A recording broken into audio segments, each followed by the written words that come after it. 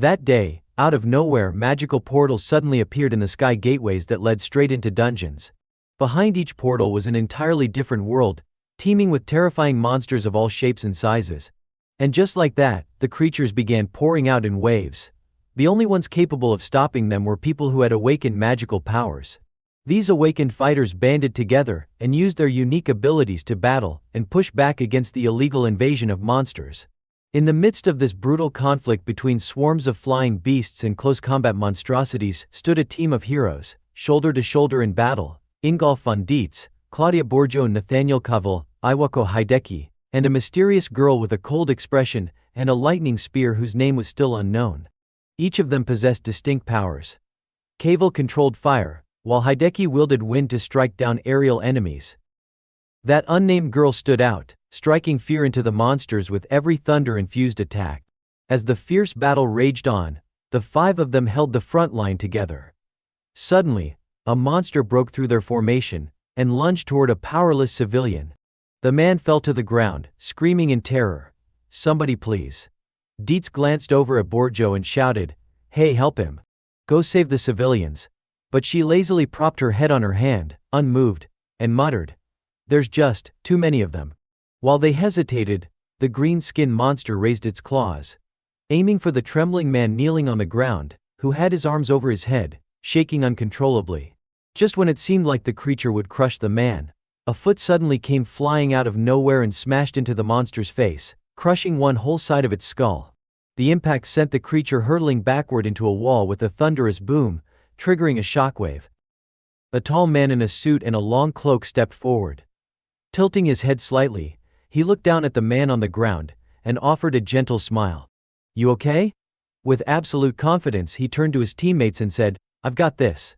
That man was Misato Koichiro. With a sudden whoosh, Koichiro launched himself off the ground. He channeled power into his right hand, aiming directly at the dense swarm of monsters below. A sharp glint flickered in Koichiro's eyes.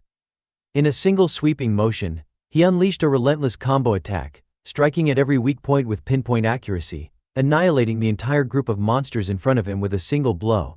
His teammate Hideki, stunned by the sight, muttered, "Damn, he's insane. He's taking on all those monsters by himself." Behind them, Kaval stood silently, observing without a word. The girl in the red skinite suit wasn't surprised. She glanced toward the portal and said flatly, "With time-based magic, he can see the future. He already knows what the monsters are going to do next." As Koichiro charged forward toward a dragon-like creature capable of breathing fire, a confident smile still playing on his lips, the team came to the same chilling realization: he's no longer human. The battle came to a brief halt.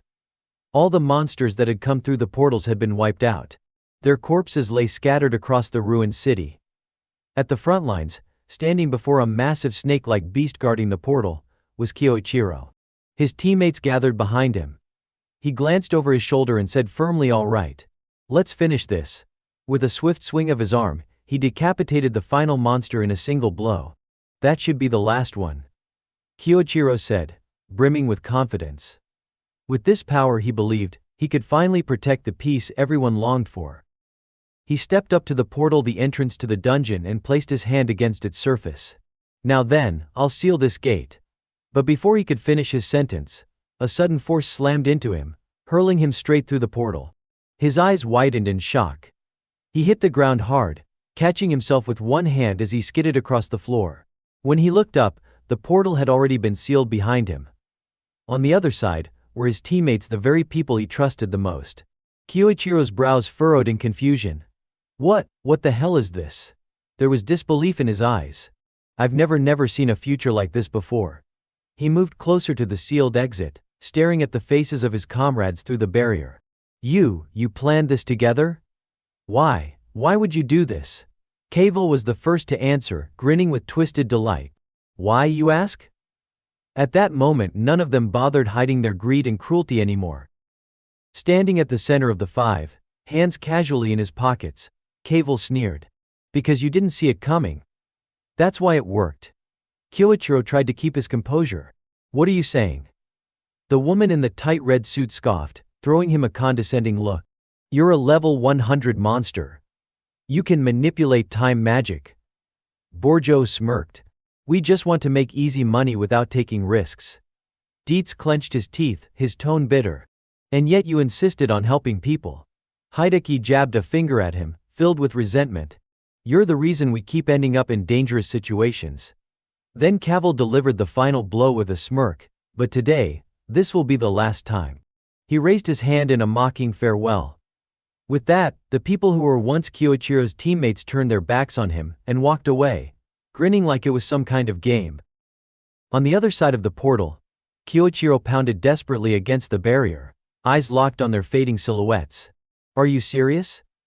Let me out of here. There was a hint of hope in his voice, but his heart was beginning to fracture. You betrayed me over this. He clenched his fists, his mind reeling with memories of when all 6 of them had fought side by side, laughing, united. As the leader of the Gold Hunters, I did everything I could to protect the world from monsters, and to protect all of you. He had always been the one charging into battle first. Always the shield. And yet, Kyoichiro gritted his teeth, slamming his fists over and over against the sealed portal. His eyes burned with fury. Why? But before he could even begin to process an answer, a monstrous growl came from behind. A pack of beasts surged toward him like starving wolves. Kyoichiro spun around and instantly killed one with a single strike. But then, he froze. Behind that creature was an unending swarm, dozens, maybe hundreds of monsters, closing in like a tidal wave of insects. He activated his power. His eyes glowed, piercing into the future. There has to be a way out. I can survive this. My future is but what he saw shattered him completely, death. Death beneath the claws of those monsters. That was his future.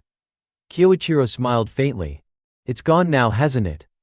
Alone, he faced an overwhelming horde of monsters charging at him with reckless abandon. Gritting his teeth, he poured every ounce of rage into his clenched fist. He leapt into the air, ready to slam down a powerful strike on the swarm below. But the creatures kept coming wave after wave, like ants pouring from a nest, never ending. After a grueling battle, Kyoichiro collapsed to his knees, his body battered and broken. He bowed his head, arms limp at his sides. Blood streamed from his wounds, pooling beneath him into a growing crimson puddle. I couldn't change the future after all. He slowly lifted his head, eyes now cold as ice. Maybe I have no other choice left. The monsters kept swarming, ripping into his ravaged body, tearing flesh, splattering blood in every direction. And still, Kyoichiro resisted. He kicked the nearest monster skyward, refusing to give in. But there were still too many. He was surrounded. I won't die like this, not for nothing. Despite the agony, Kyoichiro's hand reached for the head of a nearby monster, trying to channel what little magic he had left. I'll reincarnate, and I'll come back stronger. I swear I'll have my revenge. Like a madman, he fought back, striking with reckless fury. I'll reach the peak of power. I'll never forget this rage. He swung his bloodied fist into the air. Until the day I can avenge myself, until I erase this regret from my soul.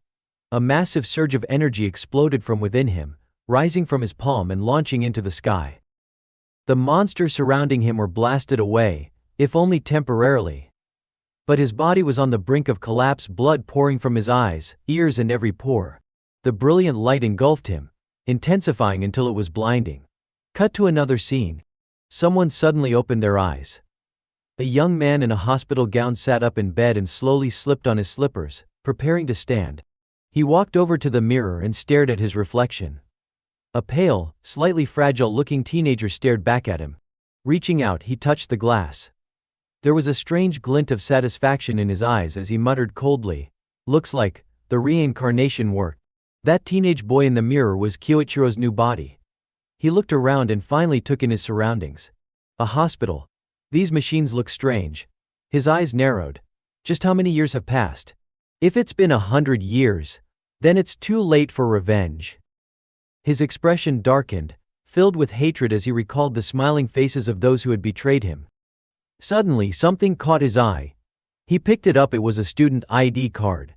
Student ID number 120-0002 Rachu Kasai Kuzuka Tribute.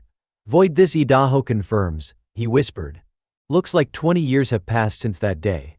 His eyes widened in shock, then lit up with fierce excitement. Kyoichiro focused on the attribute listed, Void. A crooked grin spread across his face. He And then he began to laugh. That grin twisted into something monstrous, his laughter echoing like a madman's. He recalled how, in his past life, his teammates had feared him because he was the strongest, wielding the time attribute. But over time, he'd realized there was a limit even to that power.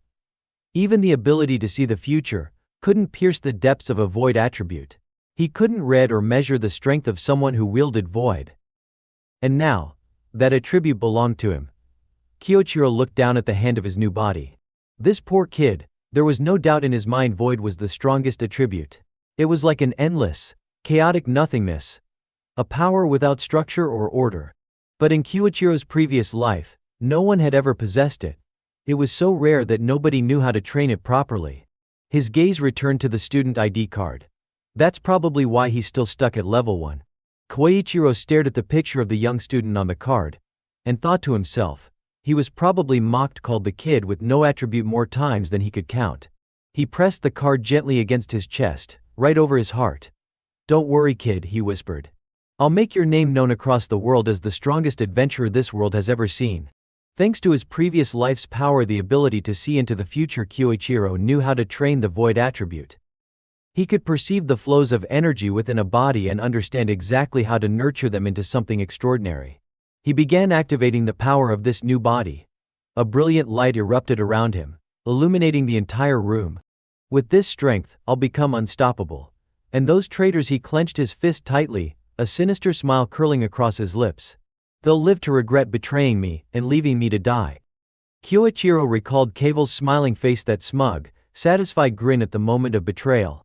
And along with him, the faces of those who were once his most trusted comrades, grinning in delight as they turned against the one person who had always believed in them. To get revenge on them, I need to level up first. From this moment on, he thought, the Kyoichiro of my past life is dead. From now on, I am Kyusuke. He lay back down on the hospital bed and closed his eyes. The world around him faded to pitch black. Void attribute, just like its name, was a type of conditional magic rooted in nothingness. Its essence lay in the power to freely manifest imagination into reality. With his eyes shut tight, Kyosuke cleared his mind and focused. Magical energy began to stir. Imagination is something anyone can do, he thought. Like an artist picturing what they want to draw, but when it comes time to transfer that image to paper, it's never quite perfect. Turning thought into reality. That's the hard part. Fortunately, this body was still injured. Kyosuke's torso was tightly wrapped in white gauze, especially around his abdomen. If I project the image in my mind onto this body, he winced slightly and concentrated harder, building the image clearly in his thoughts. The magical energy he was gathering began to swirl into a soft, shimmering current of light. He envisioned each damaged cell slowly healing, guiding the energy to flow through every part of his wounded body, repairing every injury with the power of his imagination. A golden glow enveloped the wound on his arm, sparkling like starlight scattered across a galactic sky. Before his eyes, the injury on Kyosuke's arm began to fade, completely restored without a trace. The magic energy slowly dissipated. He bolted upright, stunned and overjoyed, staring down at his fully healed arm. Yes, it worked. Pressing his thumb against the skin near his right wrist, Kyosuke nodded to himself. It's still early stage magic, so the healing speed isn't that high. There are probably still internal injuries left. But if I keep repeating this, keep imagining and healing again and again, my level will rise. My control over imagination will grow. And this void attribute, it was vast, limitless, composed of countless elemental threads woven together. With practice, he could expand the scope of what he could make real. That was what made it so powerful. With this, he could create and wield multiple types of magic on his own. Fire, water, earth, wind, lightning, he could master them all. And someday, the things I see in my mind will be indistinguishable from the real world.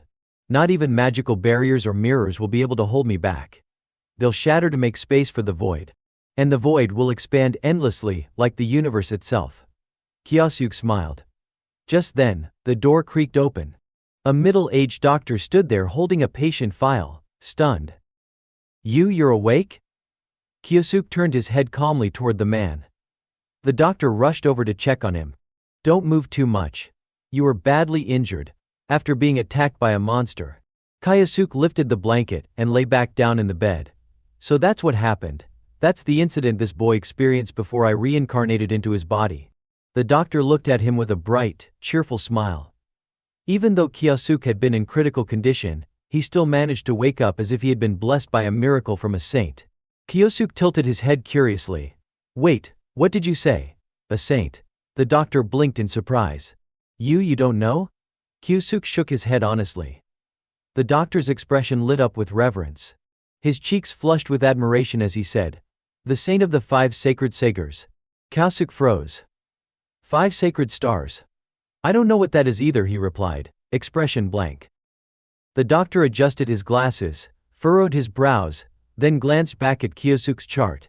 Right, you just woke up. It makes sense that you'd be disoriented. He stood up, gently reassuring Kyosuke. Anyway, I'll do a full checkup for you. Let me go get the tools, just stay right here, okay? Once the doctor left the room, Kyosuke tossed the blanket aside and sat up. The Saint 5 Sacred Stars, could they be a rising noble family?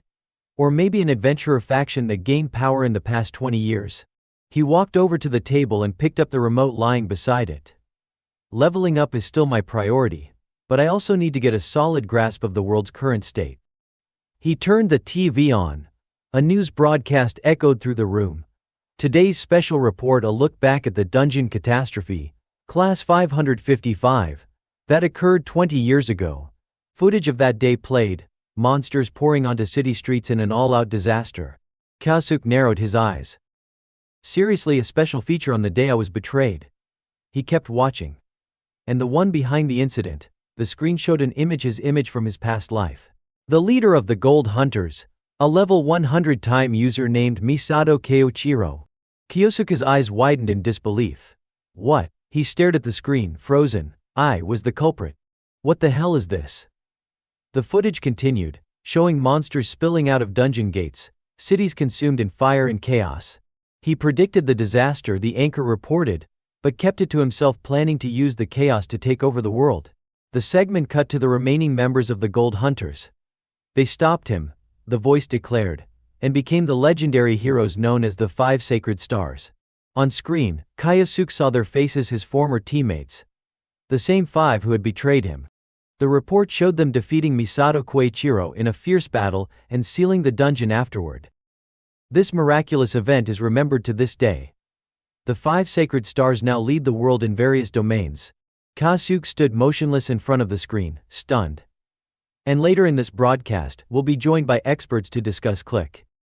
He turned off the TV. His reflection stared back at him on the blank screen.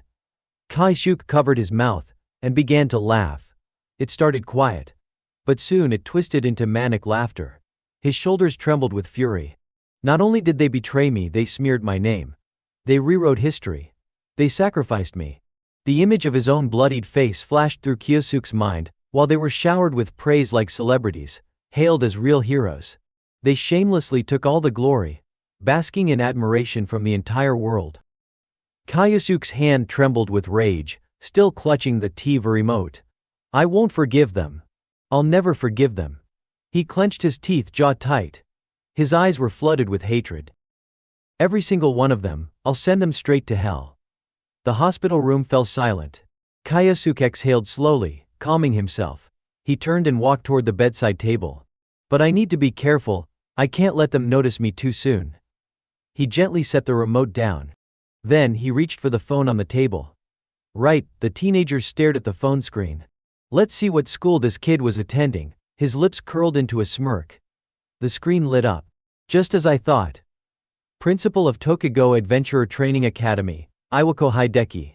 One of the 5 Sacred Stars. Kyosuke gripped the phone tightly. Even just waking up, I already know where I've landed. That's some good luck. He sat back down on the edge of the bed, resting his chin on his hand and thought. But Iwako's a cautious one. He doesn't show weakness easily. His eyes drifted to the student ID card on the nightstand. It displayed his current identity and level. The level gap between us is still enormous. I can't beat him like this. Kyosuke dropped back onto the bed. He opened his palm, staring hard at it. There's nothing I can do at level 1. But I'll keep leveling up, and then I'll find him. He clenched his hand into a fist, eyes filled with resolve. Just wait, Iwako. You're first on my list. A few weeks later, sunlight streamed into the hospital room. Kyosuke stood in front of the mirror, twisting his torso, warming up his body. Perfect, he muttered. I can move without any issues now. He slipped on his jacket. Behind him, the doctor stared in disbelief. No way. You've fully recovered in just a few weeks. The man smiled with awe, thinking about the one he revered most. Could this truly be the saint's blessing? Kyosuke stood with his back turned, adjusting his tie in the mirror. His voice was cold. It wasn't that, he said flatly. Doctor, everything was thanks to my own power. Without another word, Kyosuke walked out of the room. He raised a hand casually. Thanks for taking care of me. The doctor called after him. Ah yes, of course. Take care out there. Outside the hospital, beneath a clear blue sky, Kyosuke stood tall. Alright, I've got the basics covered. He slipped his ID card into his pocket. This level will do for now. Time to warm up and hit the dungeon. A confident smile spread across his face. Sounds like a plan. Kyosuke recalled a conversation he'd had with the doctor back when he was still in the hospital. The man had sighed as he explained the background of his body. I remember what the doctor said. Apparently, Kyosuke's entire family died in an accident. Now, with both hands tucked into the pockets of his coat, Kyosuke walked alone along a wide city street. He spoke softly to the soul of the boy whose body he now inhabited. I do feel sorry for you, Kyosuke. Then he closed his eyes, thinking calmly. But for me this worked out perfectly. It means I can do whatever I want now. He took another step forward. Just across the street ahead of him was a large gate. Curious, he pulled out his phone and checked the map. So this is the place, huh? After scanning the area and taking in the details, Kyosuke pulled up his hood and adjusted the scarf covering his face. His eyes sharpened with determination. If I want to level up and grow stronger, this is where I start. He walked up to the gate security station and placed a card on the desk. But just as he did, the guard reached out, grabbed his wrist, and barked, "Hey kid." Kyosuke yanked his hand back, shooting the man a cold glare. What is it?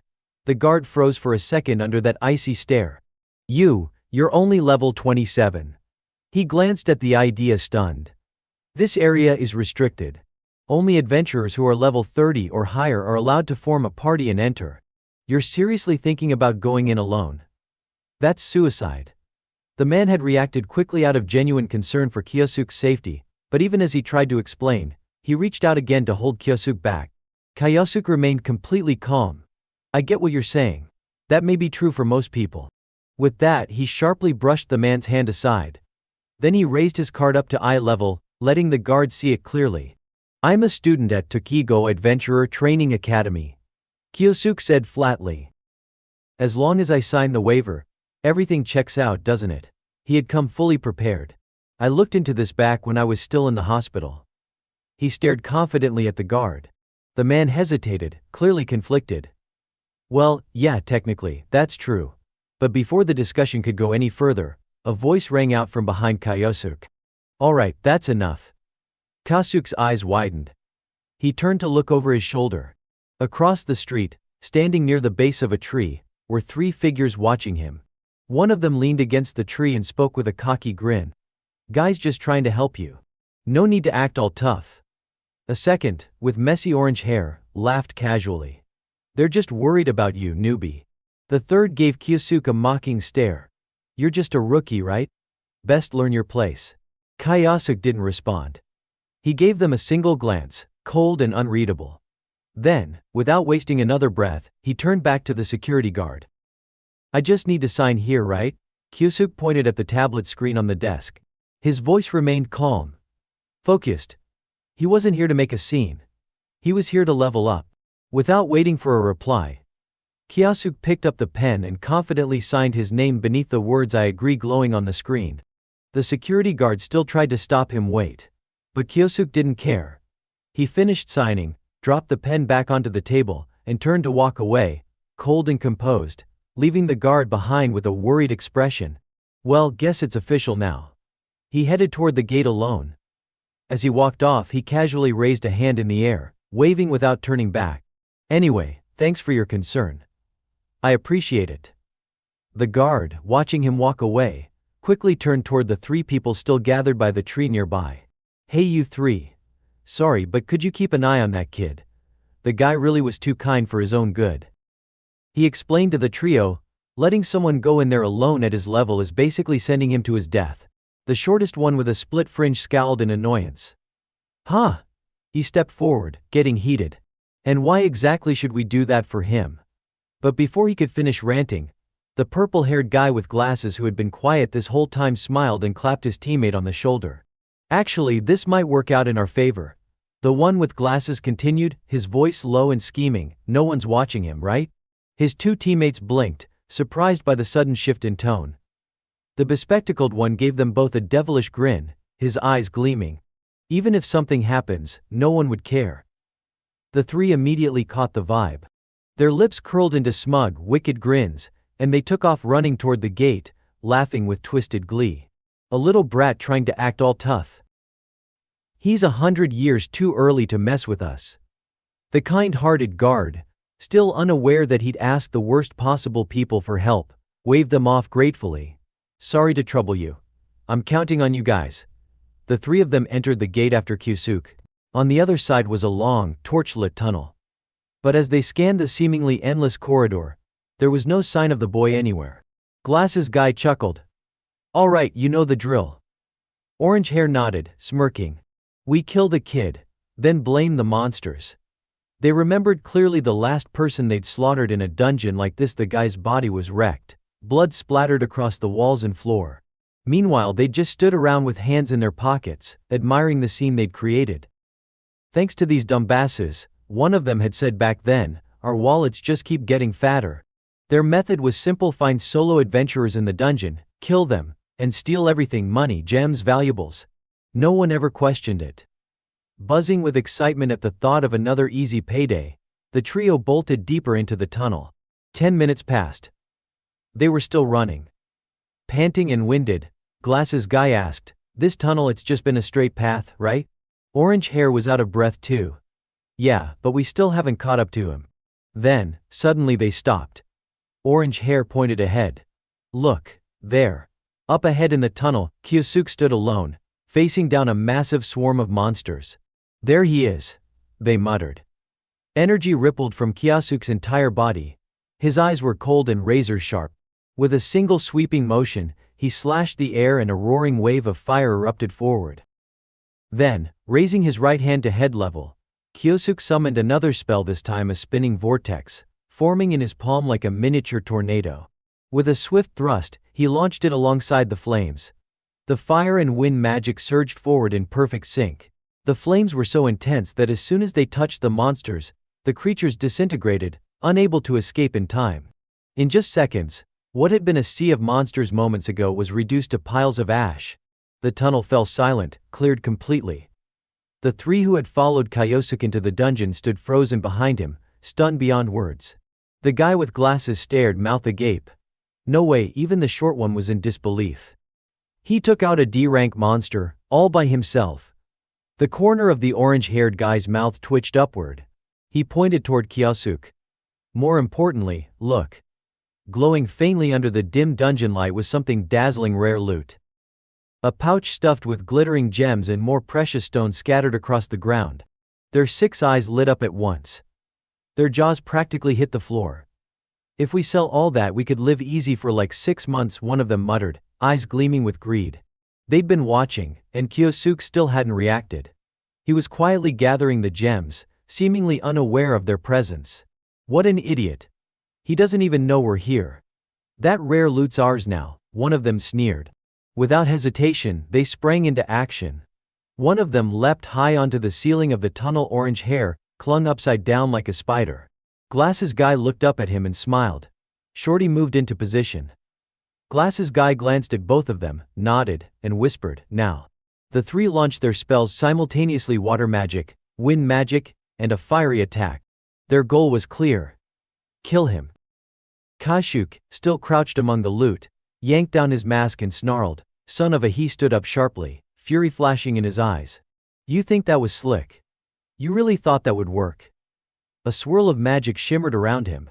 As their attacks came in fast, Kyusuk moved faster, slipping between the slicing wind and surging water like he was dancing. Doesn't matter the era, he muttered coldly, his voice low and scornful. There's always scum who try to take what's not theirs. Orange hair and split fringe landed hard, eyes wide in disbelief. No way. He dodged that. How the hell does he have eyes on the back of his head? Glasses guy refused to believe it. Snarling, he conjured a fireball and lunged at Kyosuke from behind. Must been a fluke. Die already. But Kyosuke didn't dodge. He turned around, focus sharp, fist clenched tight. He slammed his fist straight into Glasses guy's gut. The fireball fizzled out on contact. Blood erupted from his mouth, as the sheer force of Kyosuke's punch sent him flying across the tunnel. His body hit the dungeon wall with a sickening crash, an entire section of the tunnel crumbling from the impact. The dust settled. Glasses guy was left crumpled and motionless, sprawled across the shattered wall. Kyosuke stood calmly, ignoring the destruction. Turning back to his loot like swatting flies was just another part of the job. To trash like you, he said, voice steady and merciless, I show no mercy. The remaining two were paralyzed with fear, rooted to the spot. Kyosuke stomped once, the ground trembling beneath him. And I won't hesitate to use worms like you as stepping stones. His eyes burned like a death god's, be cold, relentless, and full of vengeance. Because this grudge I carry, he whispered, eyes narrowing, starts now. Outside the dungeon gate, the sky remained just as calm and blue as ever. At that moment, another figure stepped inside. A handsome man in a long cloak, arms crossed, radiating arrogance. He was Awako's subordinate, Yoichi Sudai. I came after hearing a student from the academy entered the dungeon alone, he muttered. But then he saw the three bodies on the ground. Why are there rookie adventurers lying dead here? His brow furrowed. What the hell happened? Scene shift. Night had fallen over the city, but in a high-rise apartment with lights still on. Kyosuke sat quietly in his room. He stared down at his ID card, turning it over in his hand. In that D-rank dungeon I managed to level up, and test out void magic. His eyes focused on a specific detail, his new magic. Information concealment. A sinister smile curled across his lips. I can fake my level, and even erase my dungeon entry record. That'll come in handy. Lying back in bed, he pulled up the news on his phone. Tomorrow's my first day at the academy. A notification caught his eye, an incident from the day before. Pay up, you useless magicless freak. Kyosuke scowled. So that's what that was. The next morning students made their way to school. Kyosuke walked alone, backpack slung over one shoulder until someone called out to him. Kyosuke. He turned. A cheerful girl with an energetic smile waved excitedly at him. Asahi Karin, his classmate. Good morning. Are you feeling better now? He gave a polite nod. Thanks, I'm fine. She let out a sigh of relief, visibly reassured. Phew, I was really worried about you. Kyosuke's eyes softened a little. So there is someone who cares about him after all. But their exchange was cut short by a snide voice. Well. Look who's back, the magicless loser who barely survived. Kyosuke turned to see three guys approaching, one with red hair, one green, and one blue, all smirking with disdain. I had to protect your weak little level 1 ass, the ringleader sneered. Don't you think I deserve some sort of reward for that? He leaned in arrogantly. You brought it, right? I'm a bit short on cash, you know. Kyosuke immediately recalled the message from the night before. So it really was them. Karin quickly stepped in front of Kyosuke, her expression firm despite the slight tremble in her hands. Stop it.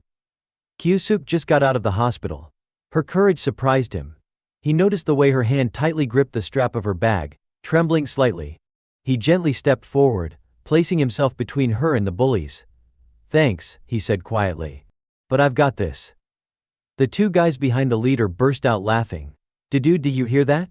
The little zero attribute shrimp's acting tough. The red-haired leader cracked his knuckles, looking down on Kyosuke. Let me remind you of something. You're a worthless nobody. You can't even use magic. Kyosuke looked straight into his eyes. You're the ones who need to be reminded of your place. The laughter stopped. Their smirks faded as confusion crept into their faces. Huh? Kyosuke, standing tall in front of the same bastards who used to torment the old Kyosuke, whispered inwardly, unlike scum like you, rest easy, kid. I'll make your name echo across the world as the strongest adventurer alive. Kyosuke raised his hand. I'm someone who keeps his promises. His calm confidence made the red-haired bully snap.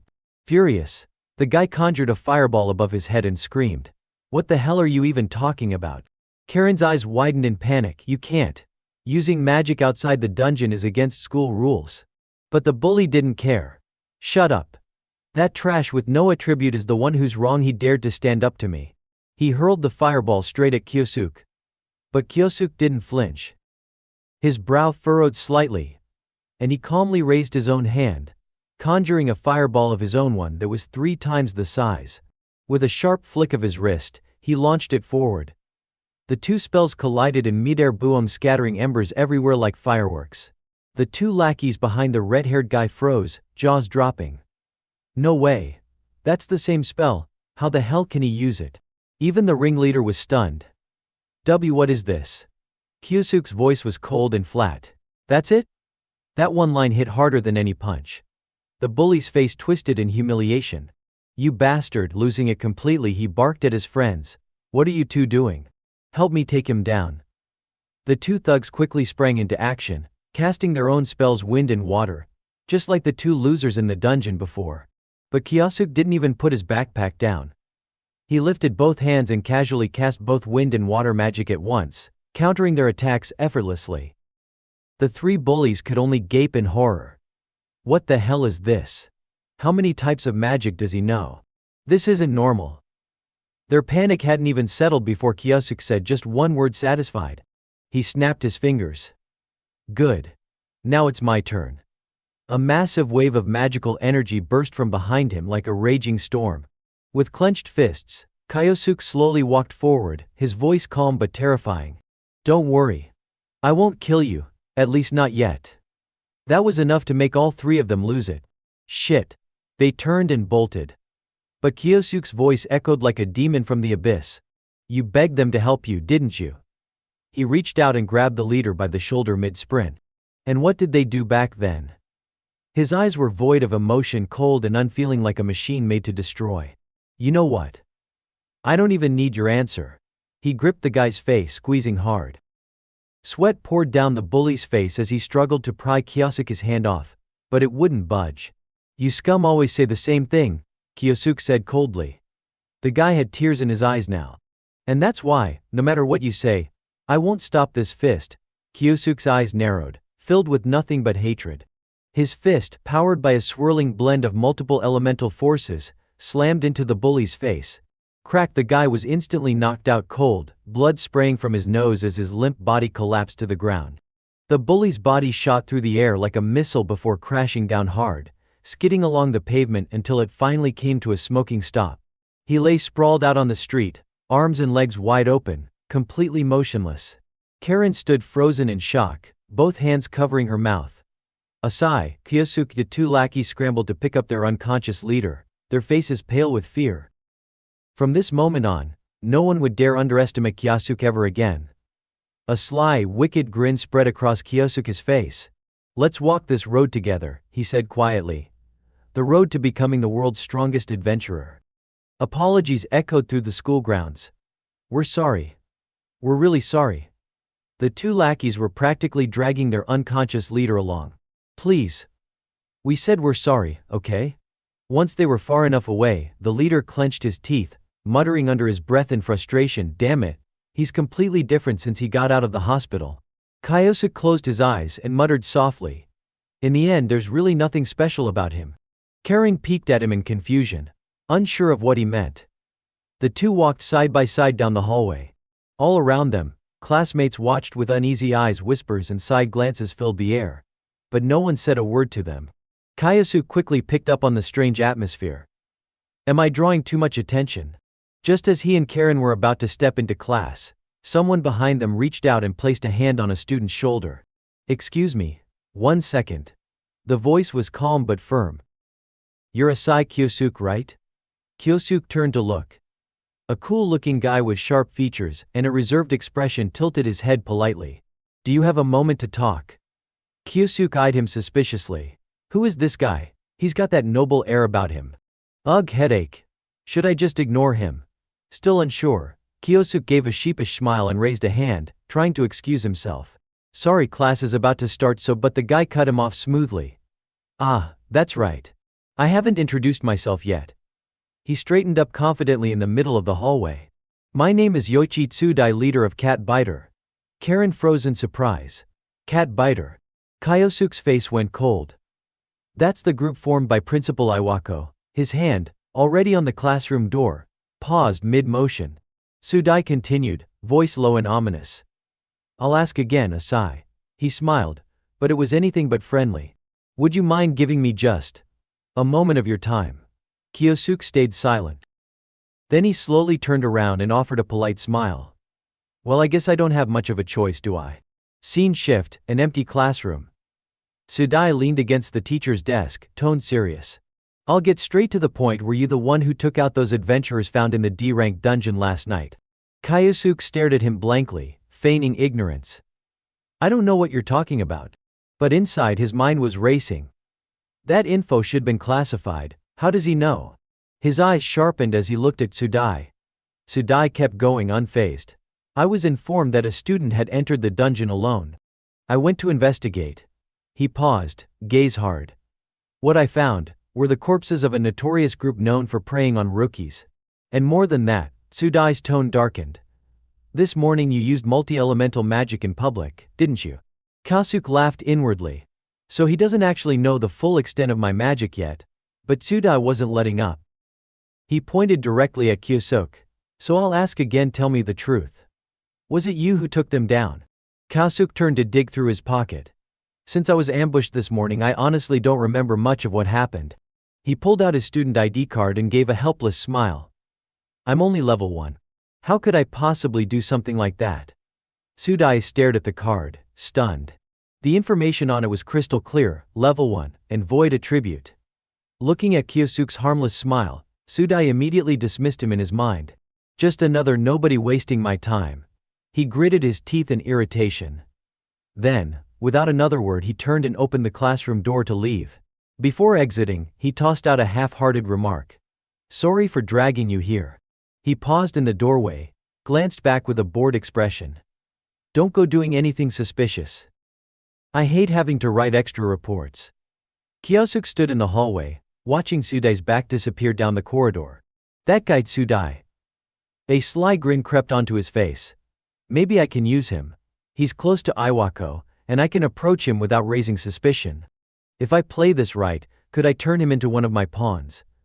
Kyosuke's grin widened. Actually, isn't this the perfect time to test out that spell? Scene shift, a sleek, luxurious office. Tsudai stood stiffly, delivering his report to a figure seated with his back turned toward a towering bookshelf.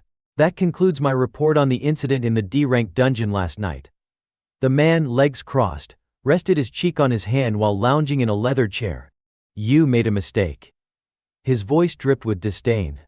His hair slicked back to perfection, fingers glittering with rings. Iwako Hideki, headmaster of Tokigo Adventurer Training Academy and one of the 5 holy stars.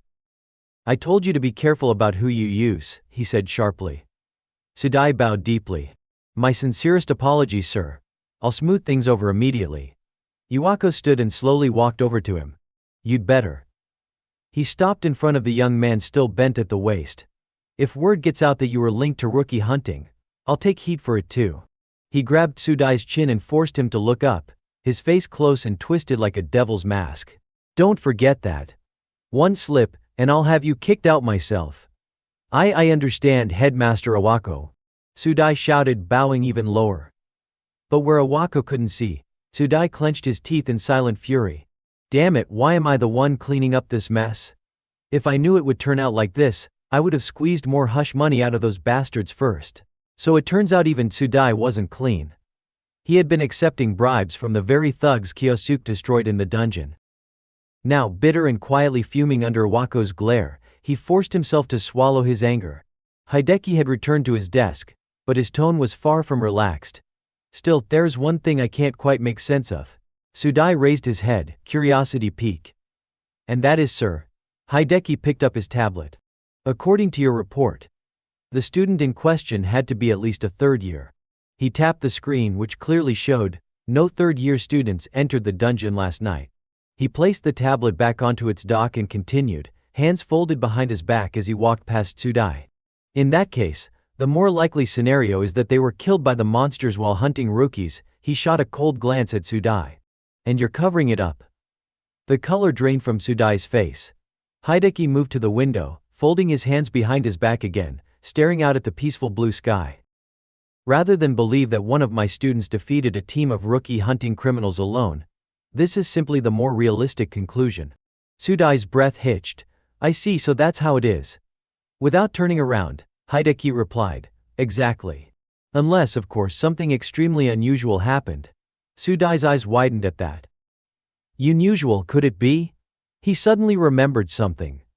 Kyosuke's student ID, void attribute, level 1. A surge of anxiety mixed with realization crept into his voice. Headmaster Awako, is there any chance this could be related to a special attribute? Hideki stroked his chin thoughtfully. A special attribute, that is a possibility. Hearing that, Sudai's lips curled upward into a wicked grin. He placed a hand on his chest confidently. Headmaster Iwako, please allow me to handle this matter personally. Once again, his sights had turned toward our main character, Kyosuke. Sudai narrowed his eyes, his voice oozing malice, as he made his declaration, I'll take care of this permanently. On the stone wall, a torch blazed fiercely, scattering glowing red embers into the air.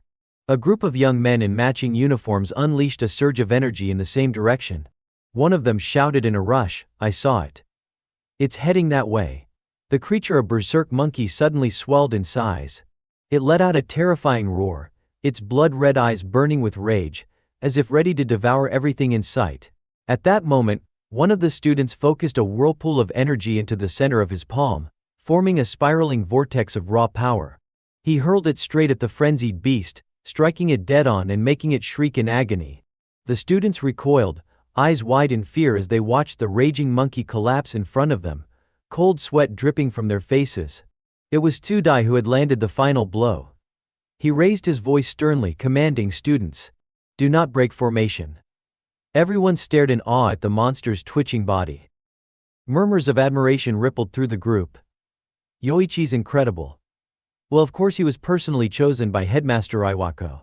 I'm seriously thinking of joining Cat Fang now. Sudai stood quietly for a moment, looking over the pile of fallen monsters with a calm expression. That's it, he said softly. I've cleared the area. Great job, Yoichi. The students chorused behind him. Without responding, Sudai turned and walked away, giving one final order. I'll leave the rest to you guys. Understood.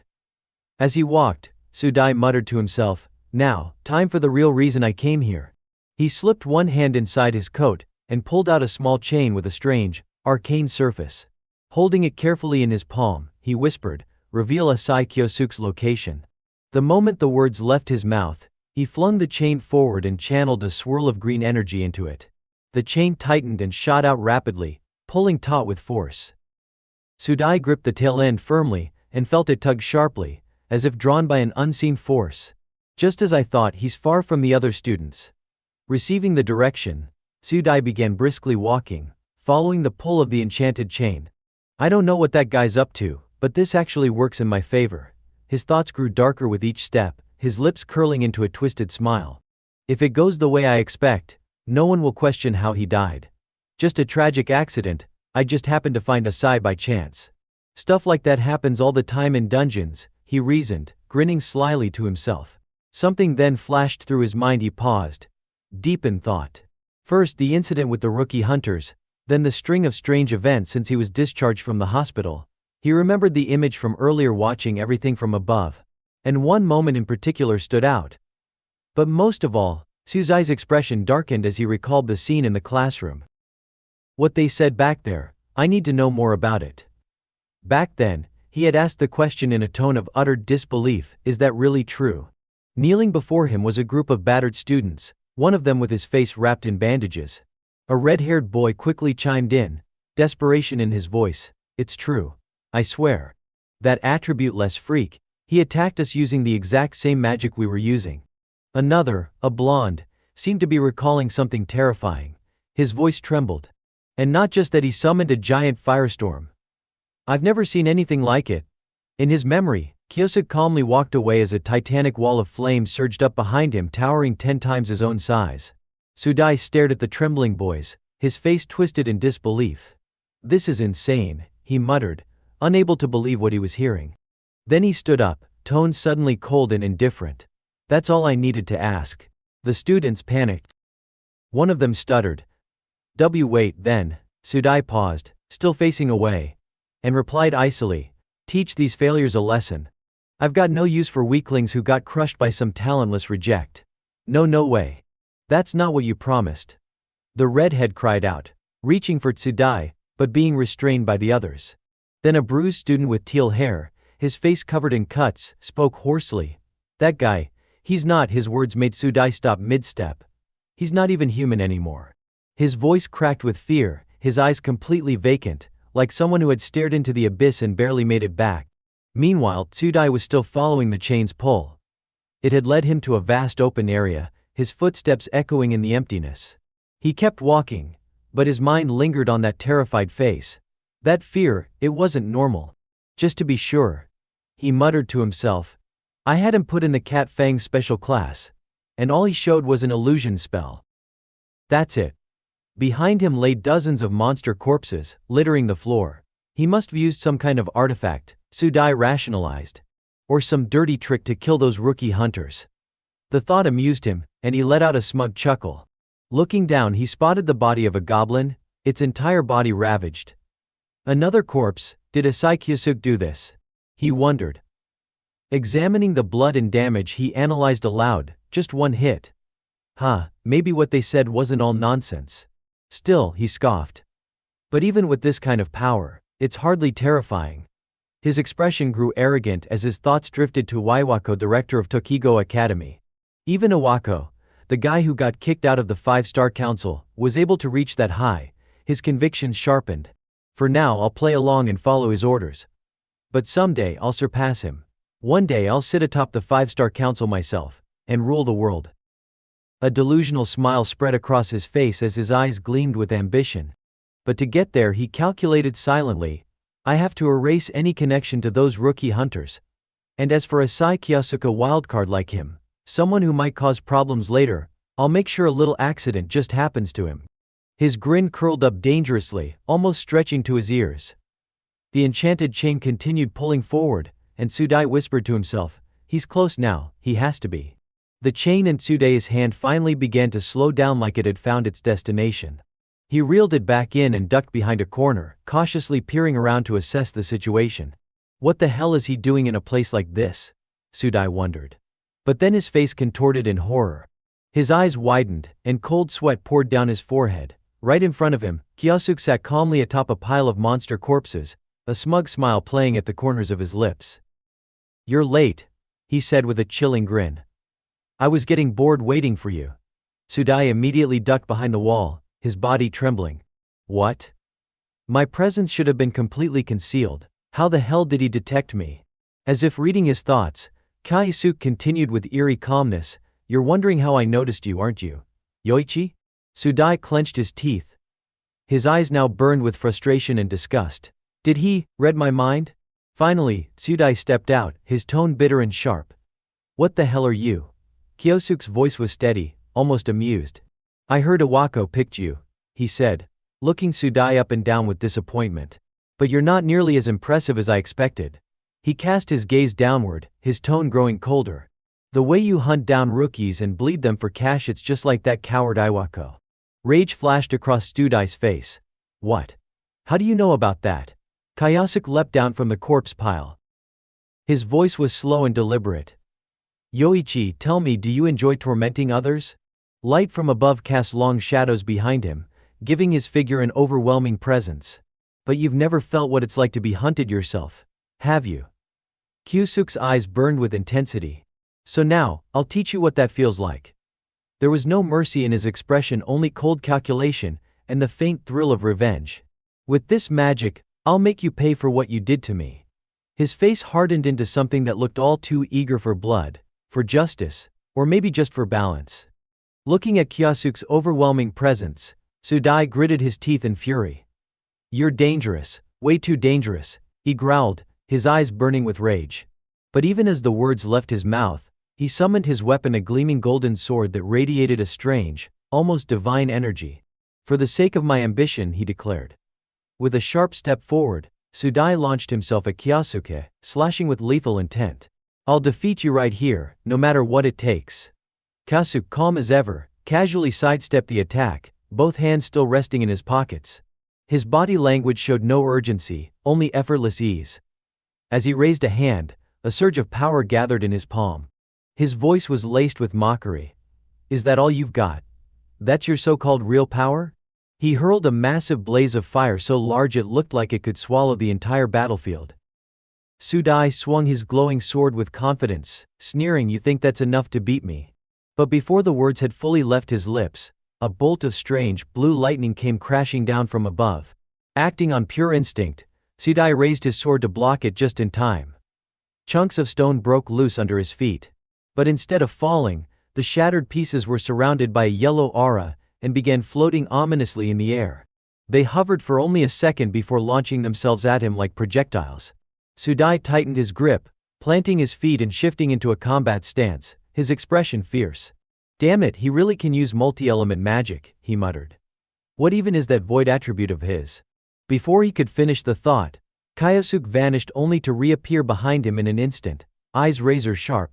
Sudai sensed something and spun around just in time, barely managing to block Kyosuk's strike. "Damn you, you're always in the way of my plans," he spat through clenched teeth. The clash sent both of them skidding backward, tearing long grooves into the earth as they struggled to stay on their feet. Kyosuk remained cool, his voice flat. "Your plans, huh?" Sudai straightened himself, face filled with pride. "That's right. One day, I'll surpass Iwako." He laughed with unchecked arrogance. "I'll replace him and take my place among the 5 holy stars." Kyosuk's eyes narrowed, tone sharpened by suspicion. "Why Iwako? Why him of all people?" "There are others in the 5 holy stars," Kyosuk added. Sudai gave a smirk, answering slowly and with measured disdain. "Because he was the weakest of them." His grin widened, eyes gleaming with malice. "He's the one who was cast out from the ranks of the holy stars. If I take that seat, then the power to rule this world will be mine." He paused dramatically, then chuckled darkly. "So if you think about it, aiming for the weakest one makes the most sense, doesn't it?" Kyosuk turned his head, his face twisted in disgust at Sudai's filthy ambitions. With a cold edge in his voice, he muttered just one word: pathetic. Sudai's eyes flared with fury. "What did you just say?" A mysterious blue light radiated around Kyosuk as he raised his sword and rested it casually on his shoulder. One hand braced at his hip. He looked down at Sudai, spoke with calm disdain. "I used to worry you'd get to Awako before I could. But if this is the extent of your ambition, just power, money, and women, then I've got nothing to worry about." He lowered his gaze, his whole expression filled with contempt and revulsion. Those words struck something in Sudai. His grin faded instantly, replaced by wild fury. His eyes went wide as he glared at Kyosuk standing calmly before him. Gripping his sword tightly, Sudai charged forward, rage pouring out of him. "Shut your damn mouth. What's so wrong with wanting power? Wanting money? Wanting women?" He slashed furiously, yelling louder with each swing. "Strength that lets you crush others, walk over them without consequence, that's the kind of strength I want." With each strike, his twisted obsession became more apparent. And then his lips curled into a deranged smile. "If I become one of the 5 holy stars, I can have anything I want. And once I reach that seat," his voice lowered to something vile and grotesque, "I'll uncover the saintess's weakness. And then I'll make that woman mine." His words were sick, his thoughts poisonous enough to make any decent soul recoil. But Kyosuk didn't flinch. As they clashed blades again, he answered flatly, "Sounds like nothing you say is worth listening to. It's time to end this." With that, Kyosuk swung his sword in one powerful arc, sending Sudai flying backward. Sudai hit the ground hard, looking up at the fractured remains of his blade. Panic set in. "My sword, no way." Kyosuk, emotionless, tossed his own sword aside. "Thanks to all that useless garbage you just said, I've finally finished preparing my spell." Sudai's eyes went wide with terror. No, stay away from me." Kyosuk stepped forward, dark eyes gleaming with deadly focus. "Let's see how well you squirm now." Then, with a low voice that carried the weight of finality, he invoked absolute hypnosis. The moment the spell was cast, Sudai, who had been thrashing violently, suddenly froze. His entire face went blank and lifeless. Then, like a toppled statue, his body collapsed to the ground with a loud thud. Kyosuk looked down at him in silence, his mind calmly analyzing the situation. This spell only works after the caster completely breaks the target's will. But once it takes effect, he spoke aloud, voice steady, get up. Slowly. Each of Tsudai's fingers began to move. It was as if some invisible force was lifting his body, although it remained stiff as a wooden doll. His head tilted slightly as he responded in a hollow, robotic voice, yes sir.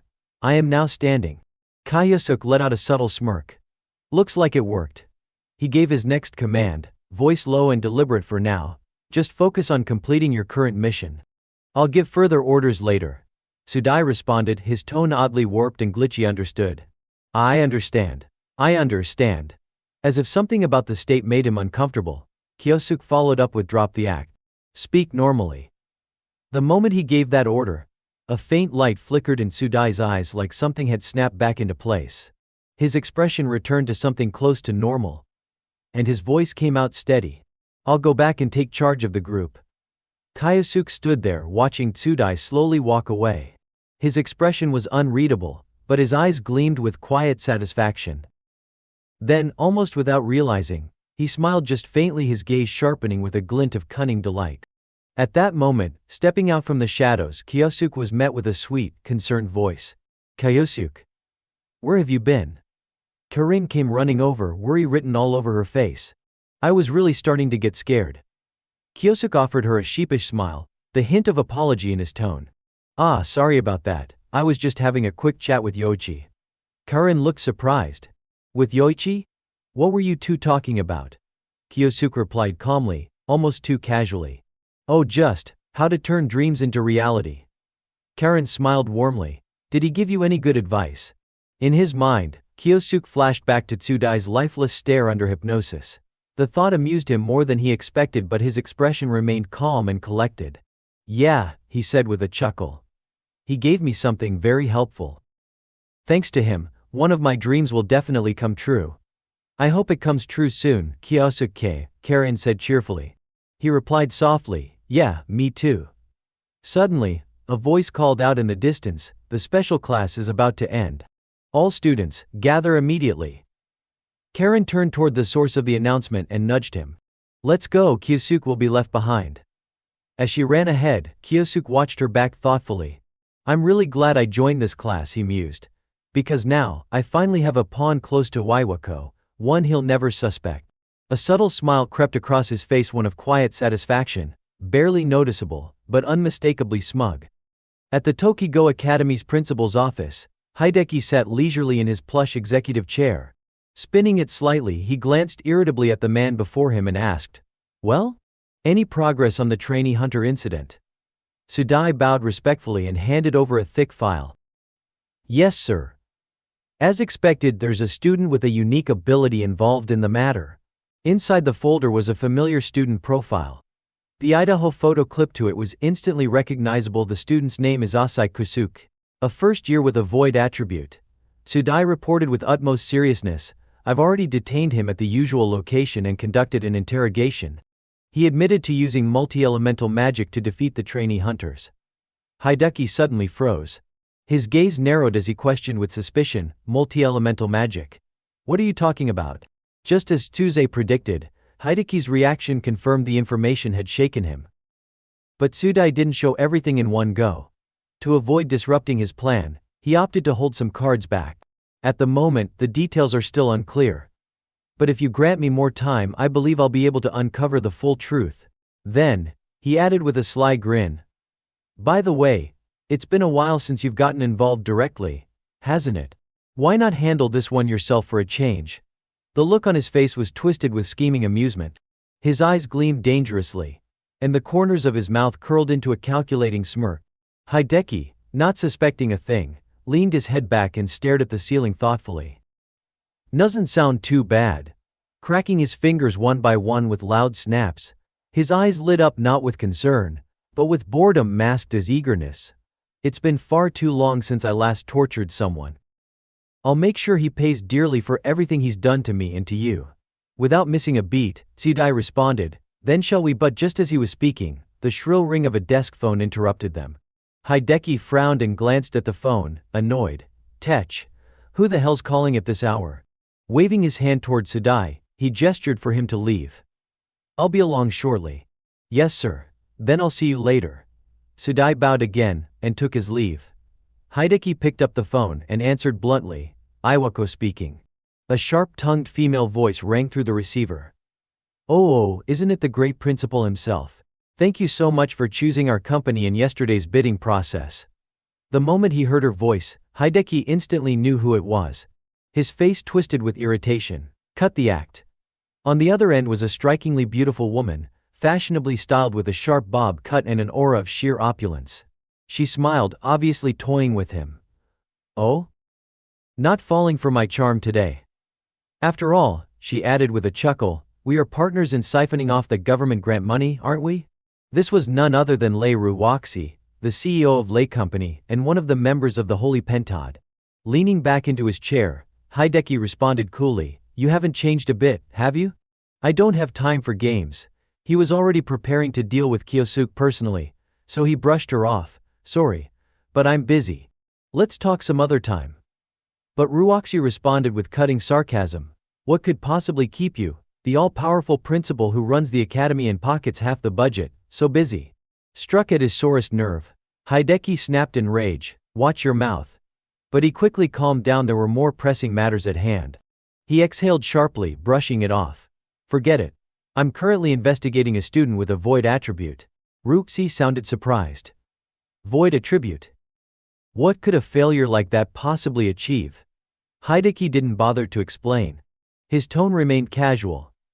"Yes, well, it's still a special attribute after all."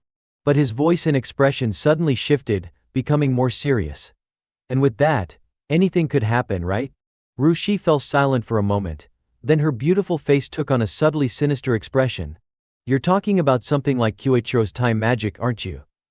The mention of that familiar name made Hideki's expression immediately change. His grip tightened on the phone, eyes filled with deep-seated hatred. "Don't mention that name," he shouted into the receiver.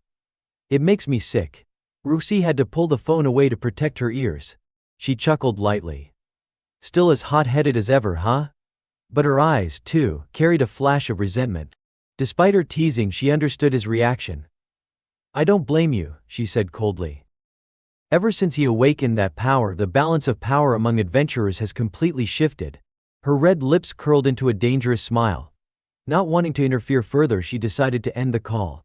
"Well, I'll contact you again later. See you." Only the dial tone remained on the other end. After hanging up, Hideki's expression turned venomous. He slammed the phone onto his desk, hissing, "Selfish little vixen." But Ruwaxi wasn't the only one fueling his anger. The true source was the old friend they'd just mentioned. He muttered bitterly. "Even hearing that cursed name after all these years is enough to set me off." His face darkened. Behind his eyes, some sinister calculation was brewing. "Which means now's the perfect time to unleash all this rage." Sometime later, just as Tsudai had suggested, Hideki decided to go investigate this first-year Void student personally. He made his way deep into the forest, heading toward the old factory just a few steps ahead. As he approached the door, his thoughts drifted. Now then, how should I torture him? Waterboarding. Pulling out fingernails. One after another, gruesome punishments flashed through his mind. He spotted the lock on the door and used his fingerprint to activate it. A twisted grin spread across his face. The anticipation of indulging in his sadistic hobby sent a shiver of excitement through him. "I'll take out all the fury I couldn't unleash on Kyoichiro, on you instead." The door unlocked with a satisfying beep. He smirked. "Good, it's open." He pulled the door open and stepped in. "Sorry to keep you waiting, Tsudai." But the factory was empty. There wasn't a single soul in sight. No Tsudai. Nothing but discarded equipment and old machinery. Hideki froze in confusion. "What is this? There's no one here." While Hideki was momentarily distracted, Tsudai raised his sword and launched a surprise attack from behind. But just as the blade was about to strike, Hideki sensed it. He turned slightly, eyes widening in shock. Yet with his profound strength, he didn't even need to fully turn his head. With just 2 fingers, he caught the glowing blade mid-swing effortlessly. His face darkened, fury rising from betrayal. "You really underestimated me, didn't you?" he growled, eyes cold. "It must be that arrogance, the kind you got from being praised too much, right? Tsudai? Panic flickered in Tsudai's eyes. His carefully laid plan was unraveling before his very eyes. Hideki's rage erupted. His palm began to glow with magical energy as he prepared to retaliate. You actually thought, he snarled, you could bring me down with this. A massive golden chain appeared, snaking through the air like a living creature. It wrapped swiftly around Tsudai, binding him head to toe. Even his mouth was sealed. In seconds he was hoisted upside down, hanging helplessly. Then, with a sneer, Hideki kicked him viciously. You? Be my opponent? Never. Tsudai, still bound, could only let out muffled gasps as he was sent flying across the floor, unable even to scream from the pain. Hideki strode toward him, voice full of disdain. You picked the wrong enemy, you worthless traitor. Tsudai writhed and shook, eyes wide in terror as his former master closed in. You threw away everything for a pathetic dream, Hideki hissed, both fists clenched tightly. You ruined yourself chasing idiotic ambitions, Yoichi Tsudai. Suddenly, a voice echoed from the shadows, still as foolish as ever. Huh? Hideki froze, heart skipping a beat. Someone else had been in the room watching this entire time. And he hadn't noticed. He spun around, startled, voice cracking. Who's there? From the dark, Kyosuke calmly stepped forward. Kneeling before the strong and exploiting the weak, he said coldly, eyeing Hideki with a sarcastic grin. You haven't changed at all. Still greedy and pathetic. Hideki's eyes widened in fury. You dare insult me here? I'm the headmaster of this academy. Still clinging to your authority, I see. Kyosuke replied casually, walking toward him. Crushing others under your power, all for your own ambition. He paused, gaze sharp as a blade. Sounds like a perfect self-introduction, doesn't it, Iwako Hideki? The mention of his full name sent Hideki into a frenzy. His face turned red with rage, veins bulging at his temples. Who the hell are you, you little bastard? Kyosuke strode forward confidently, hands in his pockets, calm as ever. Only now did Hideki realize the boy was wearing a Tokigo student uniform. I'll expel you right now. Hideki bellowed. Give me your student ID. But the more enraged Hideki got, the more amused Kyosuke became. He let out a mocking chuckle. Now calm down, would you? He tilted his head, eyes gleaming. We finally reached this moment, so let's talk a bit, shall we? Just the two of us. This was the moment Kyosuke had long awaited. The blood feud that had followed him across lifetimes was about to be settled, one move at a time. Outside, the golden hues of sunset filtered through the trees, bathing everything in a nostalgic glow, a fitting backdrop for settling old scores. Seeing that Hideki was visibly agitated, Kyosuke remained calm and proposed quietly, why don't we just talk for a bit? Iwako Hideki, he called him by name directly, without any honorifics or fear. For someone who held the title of headmaster at a prestigious academy, to be addressed so casually by a mere student was nothing short of outrageous. Hideki ground his teeth in fury. You dare mock me? He growled. His hand began to glow once more, just like when he had attacked Tsudai earlier. The ground around them trembled slightly, and large chunks of earth started to rise, pulled upward by his magic. Hideki clenched his fists. His eyes burned with rage and confidence. I'll show you the difference in power between us, he snarled. Take this advanced earth magic. From the ground, an enormous hand began to rise, crafted from soil and stone, mimicking the shape of his own, but hundreds of times larger. It floated up into the air, then clenched into a colossal fist. His pupils glowed gold, infused with the elemental force he was controlling. The giant fist mirrored his own movements as he wound up to deliver the blow. His lips curled into a sneer. There's no way a mere student like you can dodge this. He thrust his real fist forward with a yell. Die! At his command, the enormous earthen fist launched toward Kyosuke at terrifying speed. But even as the ground quaked and the air howled from the force, Kyosuke stood still, calm, unflinching, hands in his pockets watching it approach. A thunderous impact erupted. The earth shattered. Stones flew everywhere. Dust blanketed the area in thick clouds. Hideki threw his head back and laughed triumphantly. This is the price you pay for standing against me, you pathetic little student. Through the haze the factory's silhouette emerged, half collapsed, the ground fractured under the weight of the attack. No sign of Kyosuke remained in sight. With that level of power, no ordinary student could have survived intact, let alone unscathed. Hideki chuckled with pride. Oops, maybe I overdid it, guess I'll need to find a new place to torture him. He shrugged. I still don't even know who you are, but I suppose I'll stick around long enough to watch you die. The earlier explosion had covered his face in dirt, so he reached into his inner pocket to grab a handkerchief. As he wiped the mud from his face, he leisurely made his way toward the wreckage of the factory, muttering in annoyance. What a damn nuisance, but then, he stopped. His eyes widened in disbelief. As the dust finally settled, a single figure stood at the exact spot where the massive blow had landed, completely untouched, as if nothing had ever happened. Kyosuke remained at the center of the destruction, completely unharmed. What? Hideki gasped. Kyosuke began walking toward him, step by step. Though Kyosuke had initially suggested a peaceful conversation, it was Hideki who had struck first without hesitation. Now, with his brows furrowed and his tone calm but stern, Kyosuke asked, I said I just wanted to talk, didn't I? Not a scratch. Not a speck of dust. His uniform remained immaculate. The sight alone sent Hideki reeling. What? You're completely unharmed. Even after taking a direct hit from my advanced spell. No student, no one has ever survived that. He pointed at Kyosuke, his voice rising in disbelief and fury. What the hell are you? Tell me your name now. Kyosuke smiled at the question, rubbing his chin in a taunting manner. Who am I? He echoed. You still don't know who I am. His face darkened slightly, eyes narrowing as he turned the question around. Naturally, the concept of reincarnation was beyond what Hideki would ever consider possible. The headmaster scoffed, irritation flaring. What the hell are you talking about? I don't know any bastard like you. Quit playing games, tell me your name. Kyosuke scratched the back of his neck and let out a small, sly grin. I'm honestly pretty hurt.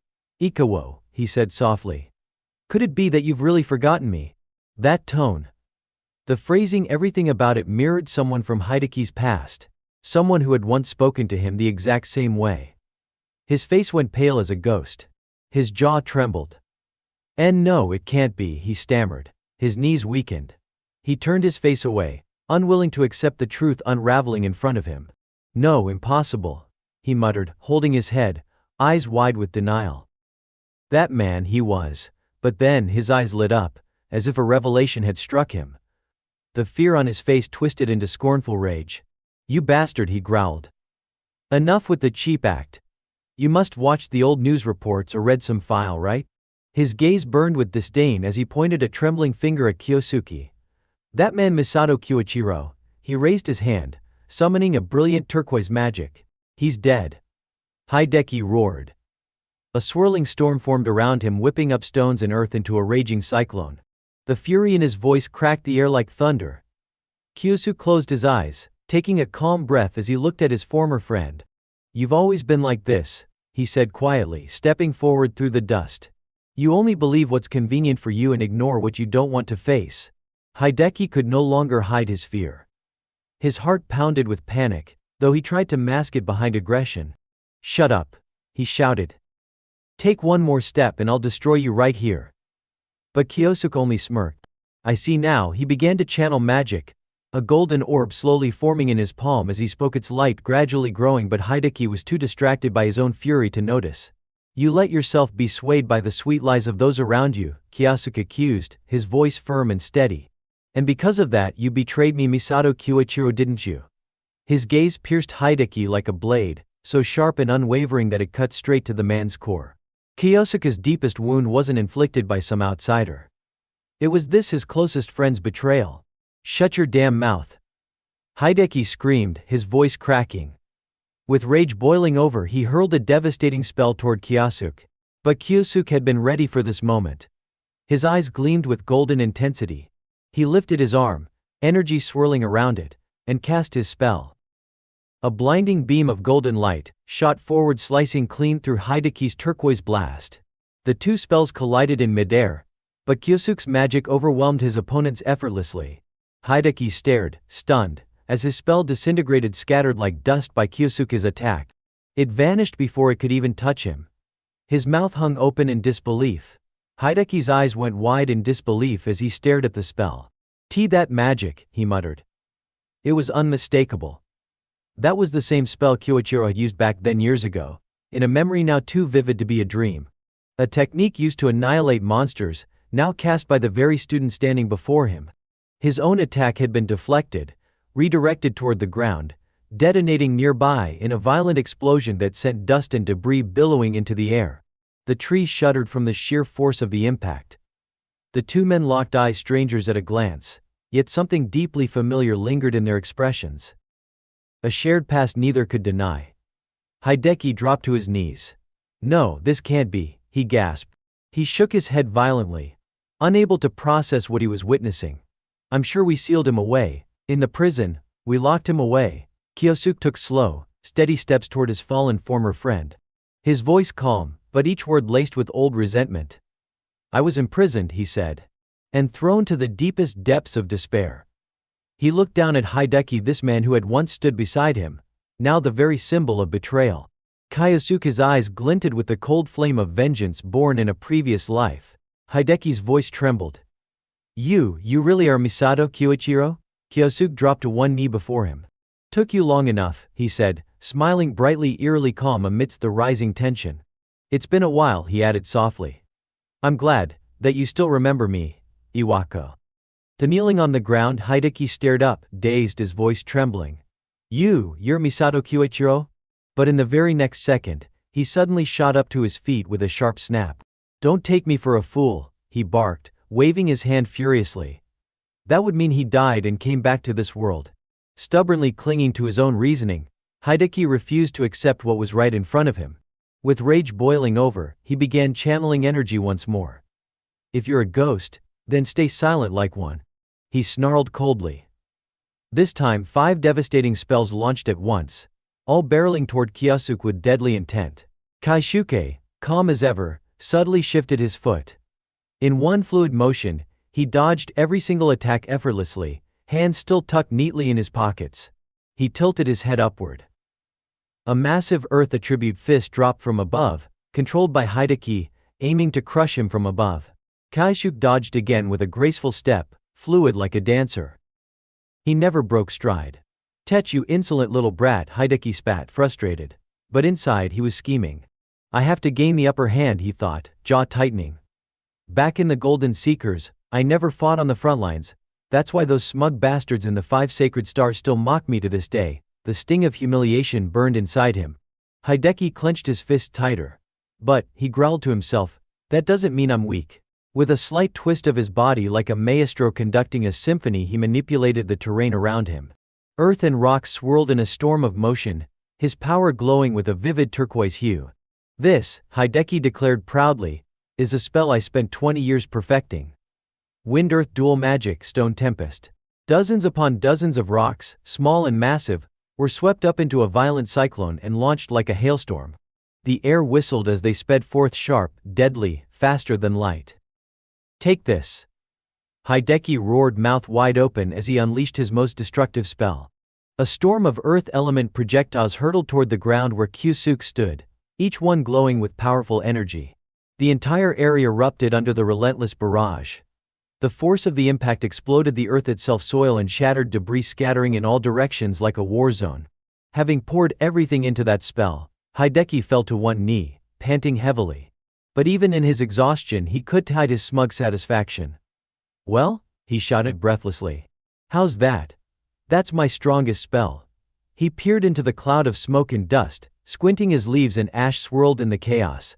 This time he didn't counterattack, Hideki thought to himself. He's not retaliating. A smirk crept onto his face as hope began to flicker inside him. Hideki's face lit up with glee. A twisted grin spread across his lips. Then, unable to hold back his euphoria, he threw his head back and shouted toward the heavens, "I did it. I actually did it." Fueled by ambition, his features twisted into a grotesque display of greed, malice, and cruelty. With his mouth wide open in triumph, he bellowed, "I defeated that bastard Misato Kyuichiro." He raised his fist into the air, celebrating a long-awaited victory, something he had failed to achieve in the past. Mockingly, he sneered, "Did you really think I'd stay the same after all these years, you fool? No matter how powerful your time-based attribute was, that's all in the past now." He narrowed his eyes, voice trembling with long-bottled hatred. "Do you even know how many years it's been? 20 years, damn it. The version of me you knew back then, that person no longer exists. To Hideki, finally defeating Kyoichiro meant more than just revenge. It restored his confidence, proved his worth, and gave him something he could boast about for the rest of his life. His pride swelled with each breath. "Don't you ever look down on me again," he growled with satisfaction. A crooked smile tugged at his lips. "It's only natural. I've grown stronger. My level has gone up over these 20 years. With a long exhale, Hideki relaxed for the first time, soaking in the moment. He thought about the others who used to look down on him. Now that I've finally taken down Kyoichiro, they won't dare act smug around me anymore. The strongest among the 5 sacred stars is me. His mind began to spiral into madness. Every malicious, self-centered thought painted itself across his twisted face. He looked like a man possessed. Then a voice cut through his delusion like a knife.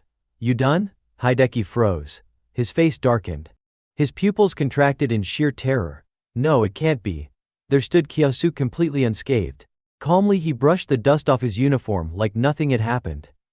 Hideki pointed at him, shouting in disbelief, How are you still standing? You took all those attacks, every single one head-on." Kyosuke smiled, almost like he was genuinely impressed.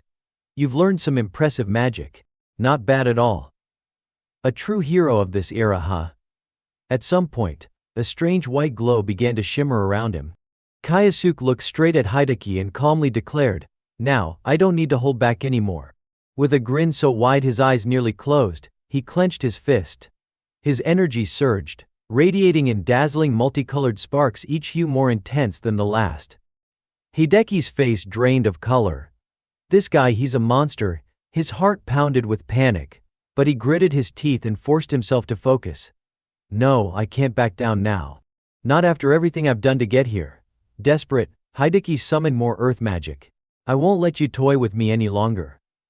A massive earthen hand formed from Hideki's earth magic shot toward Kyosuke. It clenched shut tightly, trapping Kyosuke in its grip.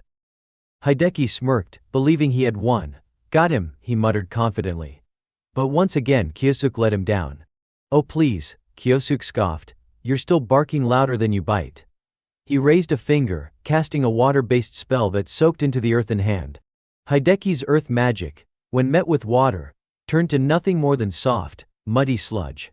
The once formidable hand fell apart, crumbling uselessly to the ground. "You really thought that would be enough to take me down?" Kyosuke taunted. The mud, now shapeless and slick, suddenly reversed direction, surging straight back toward Hideki. No. Stay away from me." Hideki panicked, backing away as he unleashed a wind spell to push the muddy torrent back. But Kyosuke simply waved his hand. A streak of jade-green light sliced through the air. His wind magic, more refined and powerful, collided with Hideki's and devoured it whole. A colossal tornado erupted from Kyosuke's spell, engulfing the battlefield. The wind roared like a beast, pulling everything toward its center. Dust and debris exploded outward in all directions, forcing Hideki to raise his arms to shield his face.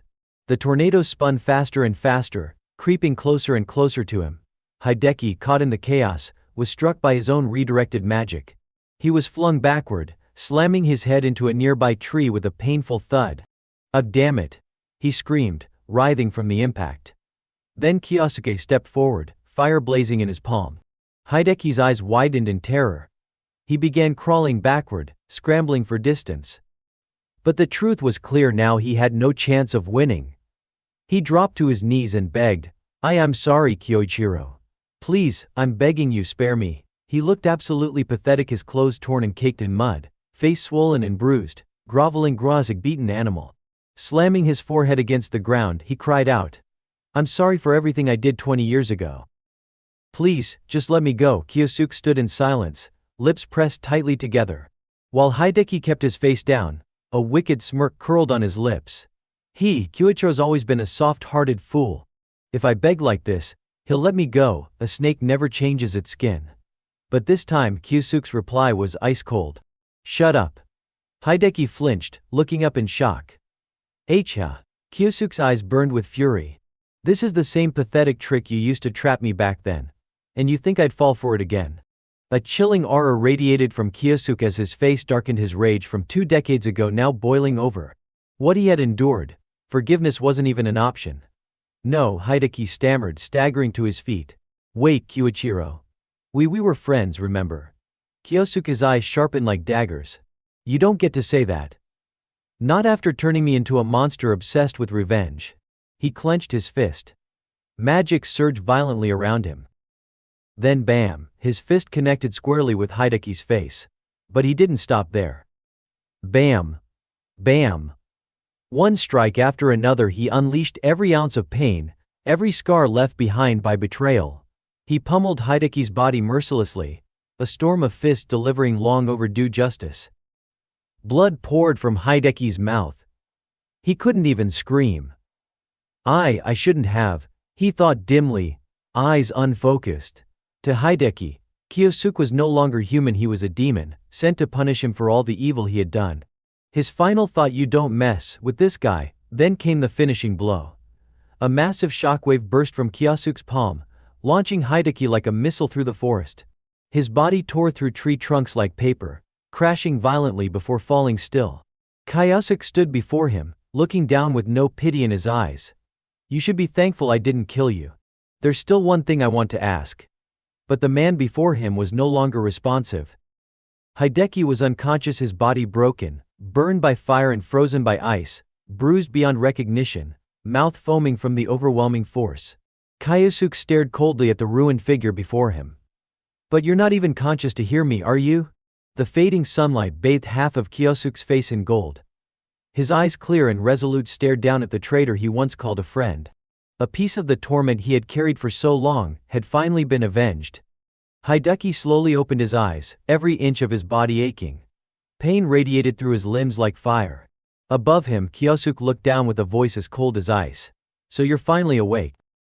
Panic gripped Hideki. He scrambled backward like a startled animal, retreating nearly 100 meters as fear twisted his face into a ghostly pale mask.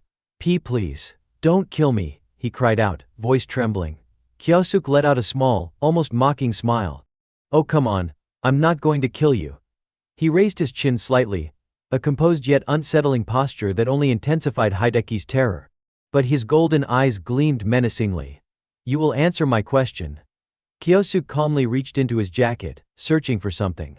Let's start with this, he said. He pulled out a phone. The screen glowed, displaying a name. Tell me about this woman. Hideki's eyes widened, recognition flashing across his face. He shot to his feet in alarm. That's my phone, he stammered. But Kyosuke didn't care. His gaze remained fixed on the screen. Lei. She called you today. She's the first name on your call history. Kyosuke's face, once calm, darkened with quiet fury. So tell me, what exactly did you two talk about?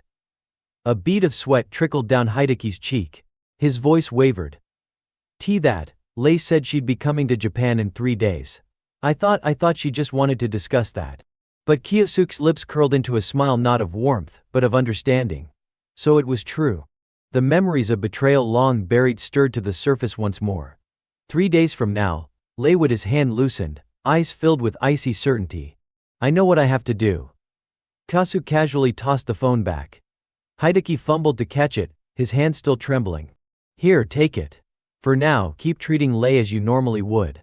But then Kyosuke lifted a finger to his lips. However, you will not say a single word to her about who I am. He extended his arm, pointing directly at Hideki.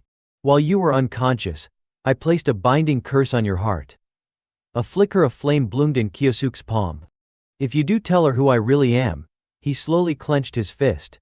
The small flame exploded into a massive blast with a deafening boom. Hideki's face went even paler, he looked completely drained of life. His lips trembled, but no words came out. Boom. Kyosuke smirked. Make sure you keep your promise. Then he turned his back and walked away, leaving Hideki to collapse in a heap. Kyosuke's heart brimmed with a quiet satisfaction. He bought it. Completely. There was never a curse. Never any flame-triggered spell. But knowing Iwako Hideki, a threat like that was more than enough. Hideki curled into the dirt, arms wrapped around his head, eyes wild with dread. His lips were pressed tight, trembling. I won't use absolute hypnosis on you, Iwako, Kyosuke thought. Because I want you to feel despair, while fully conscious. A twisted smile of cruel amusement crept across Kyosuke's face. 3 days later. A flight attendant carefully pushed a service cart down the narrow aisle of an airplane cabin. Rusi sat in silence, her gaze thoughtful as she looked out at the hazy view beyond the airplane window. The clouds outside shifted softly like a dream in motion. Just then, the bodyguard walking beside her leaned down and spoke in a low voice. "Miss Lei will be landing soon."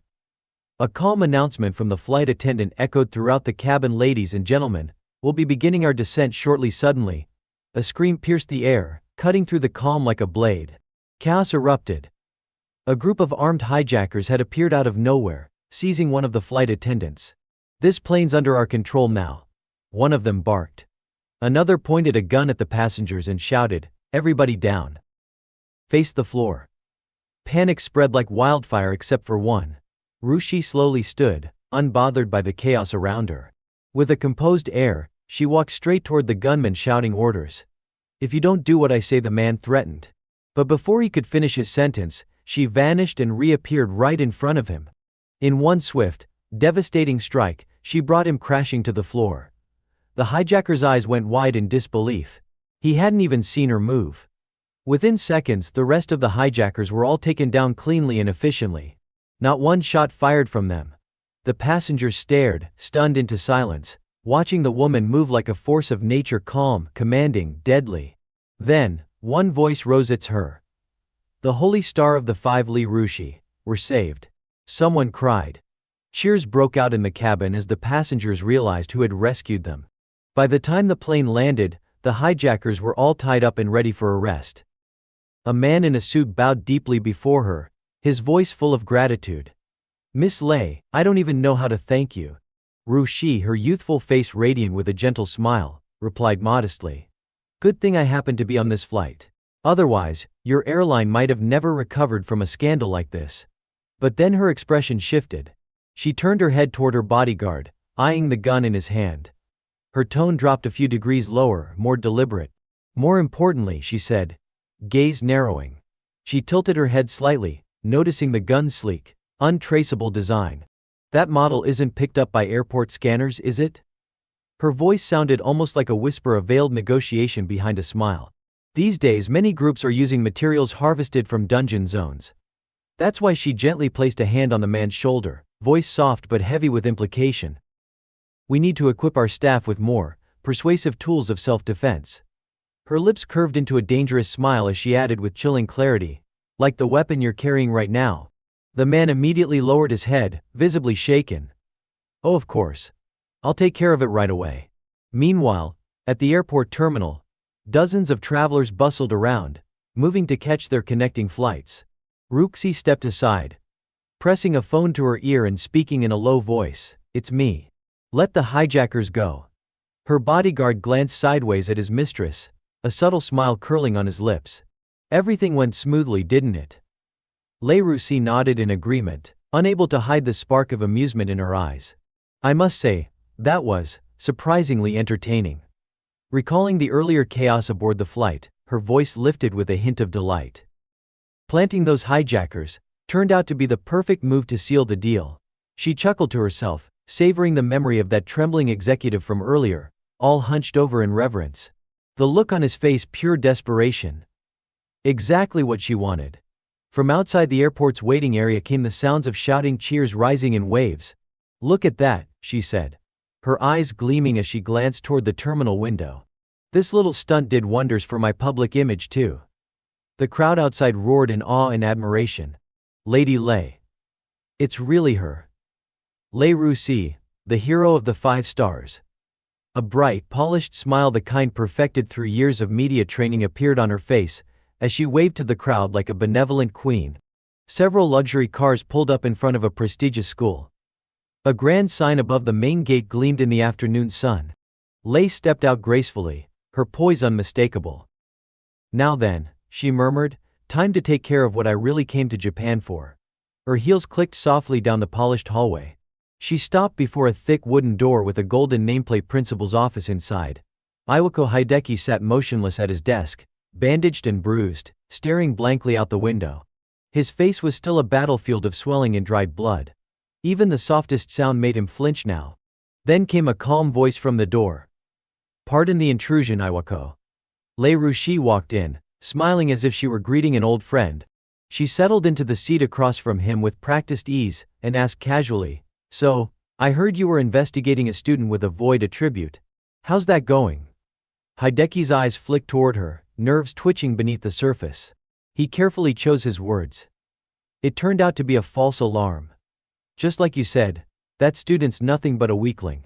Lei sipped her tea delicately, lips curving with feigned sympathy. I see. Rare attributes mean nothing if the person's still a failure. But for Hideki, every moment was agony. One wrong word, and that curse Kyosuke mentioned might activate. Just stay calm. Say what she wants to hear. Lei set her teacup down gently. Her voice, however, dropped to a chilling seriousness. "Let's get to the real reason I'm here." A shadow passed over her face, masking the wicked gleam in her eyes. "About that new drug we're developing, it's about time we picked our next test subject, don't you think?" She crossed one long leg over the other, her voice smooth with venom. "You've gotten pretty good at exploiting the Academy's systems, haven't you?" But on a nearby rooftop, a small earpiece crackled quietly in Kyosuke's ear. He was listening to every word coming out of the principal's office. From the shadows his voice emerged low and laced with contempt. "Cowards." He stood silently above them, eyes burning cold. The wind tousled his hair as he whispered with absolute resolve, "Lei Rushi, you're next." The television in Kyosuke's room crackled to life. Its screen frozen for a second before the news anchor's voice came through. And now, the latest update. Yesterday, one of the 5 holy stars, Lei Rushi, officially arrived in Japan. Kyosuke listened in silence, not missing a single word. His expression remained unreadable, distant. The broadcast continued, praising Lei for her heroic efforts in neutralizing a group of plane hijackers. Footage of her smiling gracefully filled the screen. Kyosuke's gaze darkened. "Lei Rushi, one of the people who betrayed me 20 years ago." On screen, she elegantly examined a beautifully crafted hourglass. The report praised her genius in weaponizing dungeon-sourced materials, claiming she'd built an empire off of their trade. But Kyosuke knew better. He recalled what he had overheard earlier. From the conversation with Awako, it was clear she's using this academy to carry out something shady. He stood, grabbing his coat and slipping it on with a quiet resolve. A hero on the surface, but behind the scenes, she exploits others for her own gain. A bitter smile played at his lips. "There's no way I'm letting this slide." And with that, he stepped out of his room, moving straight toward his target. The scene shifted to the academy hallway, bustling with morning chatter and laughter. Kyosuke scrolled through his phone while deep in thought. How should I approach this? On his screen, yet another news clip featuring Lei Rushi. Even from day one, this school's been crawling with security. He frowned slightly, mind racing through possibilities. Then, his eyes sharpened. He had made up his mind. First step, gather intel. Just then, a voice called out from behind him, "Kyosuke." He turned, recognizing the cheerful voice immediately. "Oh, it's you, Asahi." Karen greeted him with a sweet smile. "Good morning." She peeked at his phone and asked with innocent curiosity, "Were you reading that article about Lady Lei?" He glanced at the screen, then replied flatly, "Yeah, just skimming." Her small face lit up with admiration. "She's amazing, isn't she? I mean, she took down those hijackers like it was nothing." She paused before continuing. "And the Yamada no Suzuka clan is super famous too." That name caught his attention. "Suzuka?" Karen nodded eagerly as they walked. "It's the clan Lady Lei founded. Super elite. Tons of powerful members." Kyosuke's mind flashed back to those black-clad bodyguards who were always near her. "So they're from that clan," Karen went on, eyes sparkling. "A lot of students here want to join the military someday. What about you, Kyosuke?" He gave a soft laugh, brushing the thought aside. "No thanks." But then, something clicked in his mind. He stopped mid-step, his eyes narrowing slightly. "Wait," he rubbed his chin thoughtfully. "If I can use that clan, I might be able to get close to her."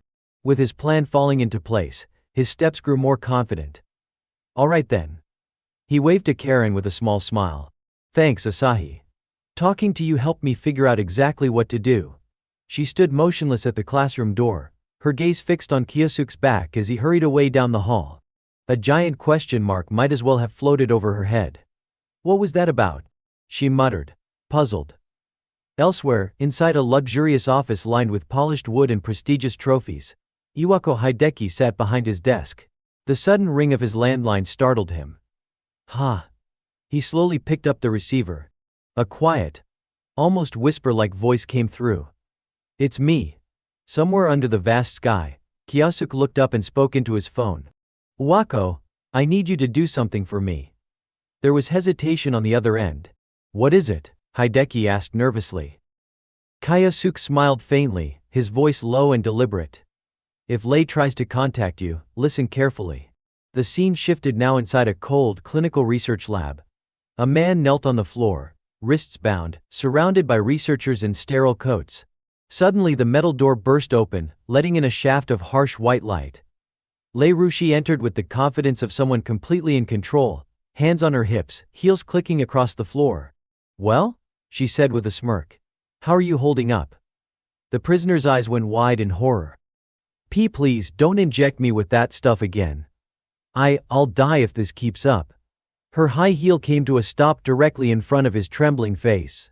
Then she kicked him flat to the floor without a hint of hesitation. As he shuddered beneath her, she spoke with cold detachment. "You think I care what a lab rat has to say?" Her crimson lips curved into a wicked smile. "Don't be so dramatic." She dragged her heel across his cheek, watching his eyes shrink in terror. "If your body's compatible with this drug, you'll become something far stronger than you are now." With a flick of her wrist, she turned and gave a sharp snap of her fingers. "Begin." A nearby technician raised a syringe filled with glowing red liquid. The man screamed. "No, wait. Please, But the needle had already pierced his neck. His body froze. His scream died mid-breath, then erupted again, this time as an agonized howl of inhuman pain. He convulsed. Thrashed. Until finally he collapsed, twitching. His face went slack, eyes glassy. When he opened his mouth, nothing came out but garbled sounds, no words, no thoughts. Lei watched calmly, then sighed in disappointment. Lost linguistic ability again, she tapped her finger against her chin. Looks like without even basic magical aptitude, the drug's useless. The door opened again with a soft hiss. Her head bodyguard stepped forward, reporting in a measured tone. "We'll be needing more test subjects soon." Lei crossed her arms, nodding. "Agreed." A dark smile crept back onto her face as she began typing furiously into her tablet. "As usual, we'll disguise the operation as a recruitment campaign." She strode confidently into the elevator, pulling out her phone and dialing. "Hello, Iwako?" Leaning her graceful form against the side of the elevator, she spoke sweetly. "About those test subjects we discussed." Her voice dipped into a tone of casual authority. "I need individuals with strong magical potential. Can your academy spare a few?" On the other end, Hideki was silent for a moment, then spoke. "In that case, how about this?" She raised an eyebrow, listening. "We can host a selection event right at the academy," Hideki suggested. "That way, we'll easily identify the strongest candidates." Lei's lips curled with satisfaction. "Perfect." A sly smile curled at the corner of her lips, one she didn't bother to hide. That wicked glint in her eyes made her intentions clear. "Sometimes, that man does come up with decent ideas," she muttered to herself, amused. With a soft ding, the elevator chimed once again. "Ground floor," it announced. Lei Rushi stepped out with poise, her heels clicking softly against the marble floor. Her mood was unusually light, her steps almost floating. "The exact time and details will be announced later," she whispered to herself with satisfaction. On the other end of the line, Iwako Hideki had already hung up. He stood silently at the window of his office, hands clasped behind his back, eyes fixed on the fading sky beyond the glass. "I've done what you asked, Kyoichiro." The scene transitioned. Inside the academy's grand assembly hall, hundreds of students had gathered. The air was buzzing with curiosity and anticipation. A sharply dressed man, one of Lei's personal guards, stood on the main stage. His voice rang out with calm authority.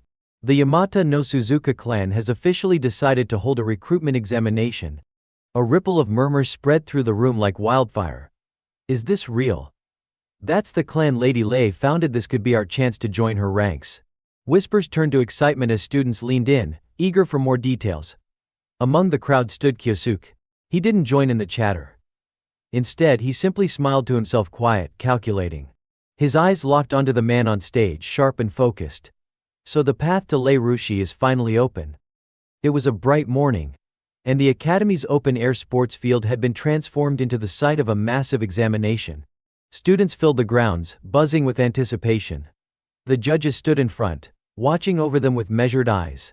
One of the examiners, a man with long hair and an air of authority, stepped forward. "Thank you all for coming to participate in the Yamada no Suzuka clan's selection exam," he announced. He began explaining the rules. "I'll now explain how this test will work." While the examiner laid out the procedure, Kyosuke stood in silence near the edge of the field, lost in thought. If I want to infiltrate the Yamada no Suzuka clan and get close to Lei, he thought, I'll have to pass this exam. Back when I met with Iwako, I did my best to stay unnoticed, but this time is different. His eyes narrowed with purpose. This time I want to be seen. I need to draw attention from Yang Xinyu Lei's right hand, and from the other examiners too. I'll have to put my full power on display. As he stood deep in contemplation near the hallway, a familiar voice broke through. "Kyosuke," he turned. It was Karin, walking up to him with a small wave. "You're taking the exam too?" she asked. He gave her a slight nod. "Yeah, you too?" His eyes flickered with concern. I didn't want her getting involved in any of this, he thought. But still. Karin offered him a shy smile, cutting off his train of thought. "I know I don't really belong here," she admitted, her voice gentle but steady. "But I have my own reasons for being here." Then she looked up at him with a smile full of resolve. "Let's give it our all, okay? Let's both pass this."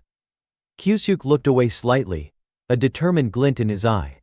"No matter what, I have to make it through." Back on the field, the long-haired examiner raised his voice again. "We will now begin the mana measurement portion of the test." He gestured toward a glowing yellow orb resting on a pedestal. "This device will read and display the mana level of anyone who touches it. Please step forward one at a time." The first student approached and placed his hand on the orb. A faint glow appeared, followed by a disappointed sigh from the examiners. Then the next name was called. Asai Kyosuke stepped forward. Kyosuke walked up calmly, offering a polite smile. "Thank you." He held up his student ID for inspection. The examiner glanced at it and instantly lost interest. "Void attribute, level 30? Not worth getting our hopes up," he muttered. Kyosuke stepped up to the device and laid his hand on the orb. For a moment nothing happened. Then a blinding flash of golden light burst from the orb, flooding the entire area with overwhelming brilliance. Gasps echoed across the field. The examiner flinched, shielding his eyes. "What the?" Even the students nearby were stunned. What the hell was that? "That's insane." As the light faded, everyone turned to the source. Kyosuke still stood there, perfectly calm, his hand resting on the device like nothing had happened. All eyes were on him now. Kyosuke turned his head slightly and asked with a confident smirk, "So, are we done here?" The examiner, still processing what had just happened, stammered.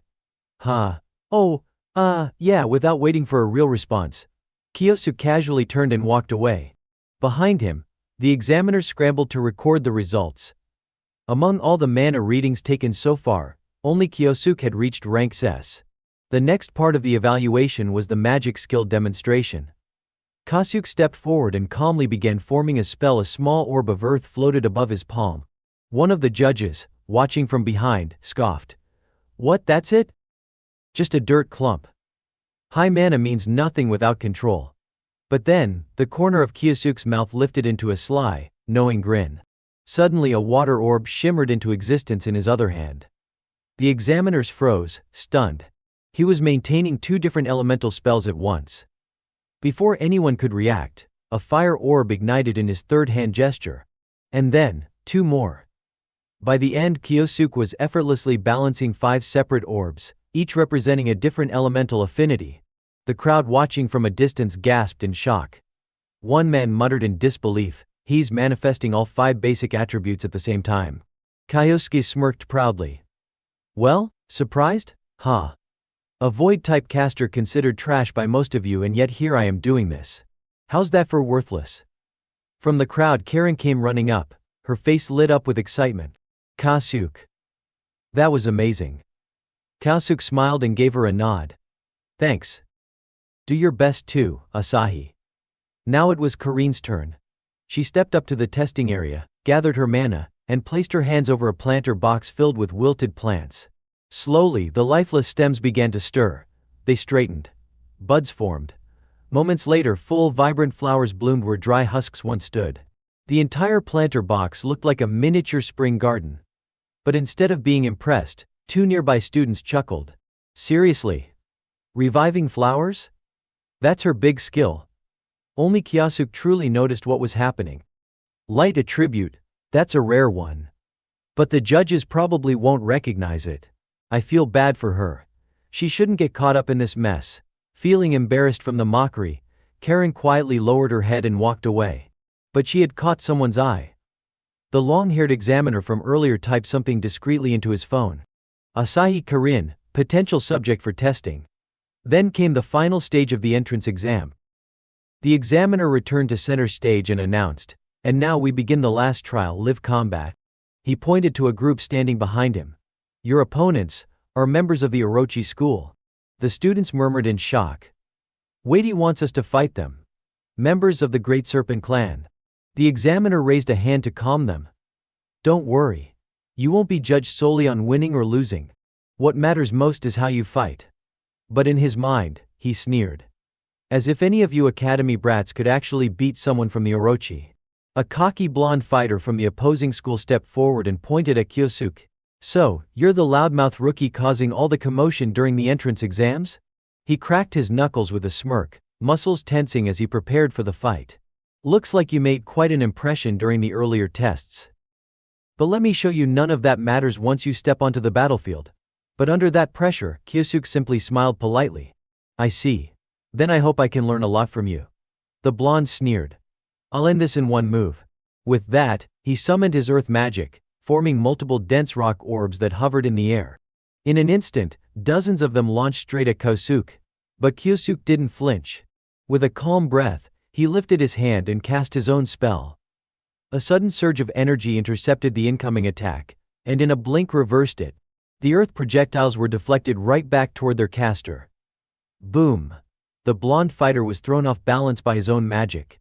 "What the he neutralized my spell in one move," he shouted, teeth clenched. He looked up, scanning the area. Kyosuke was gone. Where did he before he could finish? Kyosuke appeared right behind him, a blade of shimmering ice magic pressed gently to his throat. Leaning in with a calm smile, Kyosuke whispered, "You call exposing yourself with a single flashy move real combat? Thanks. I learned a lot." The match was over before it even began. A judge's voice echoed across the arena, "Winner Asahi Kyosuke." In the crowd, the long-haired male examiner's eyes widened in disbelief. He beat one of the Orochi. Who is this kid? That night, as the city lights blinked to life, Rusine sat in her office reviewing the final reports. Over the speaker, the examiner's voice reported, "The entrance exam is complete." She leaned forward slightly. "Did you find anyone interesting?" The voice hesitated, then replied, "Yes. One student stood out. Dominated every section of the test." But, she pressed. "He appears to be a void-type mage." Rusine raised an eyebrow, intrigued. "Void-type? Could this be the student Iwako's been investigating?" She sat up, then let out a soft chuckle. Ha ha ha. Her eyes lit up with a dangerous glint. "Looks like I've found myself a very interesting little lab rat." Inside the auditorium, the long-haired examiner stood at the podium, his voice calm but commanding. "I will now announce the names of those who passed the entrance examination." He paused, eyes sharp and serious as he scanned the room. Then, with a firm tone, he declared, "Asahi Kyosuke." A wave of chatter immediately rippled through the crowd. Of course he passed. That guy crushed the exam like it was nothing. Kyosuke simply smiled with quiet satisfaction. Everything is going according to plan. Now I can finally get close to Lei. The examiner continued, "Next, Asahi Karin." Karen lit up with joy, responding cheerfully, "Yes." Kyosuke turned toward her in surprise. "She made it too?" he thought.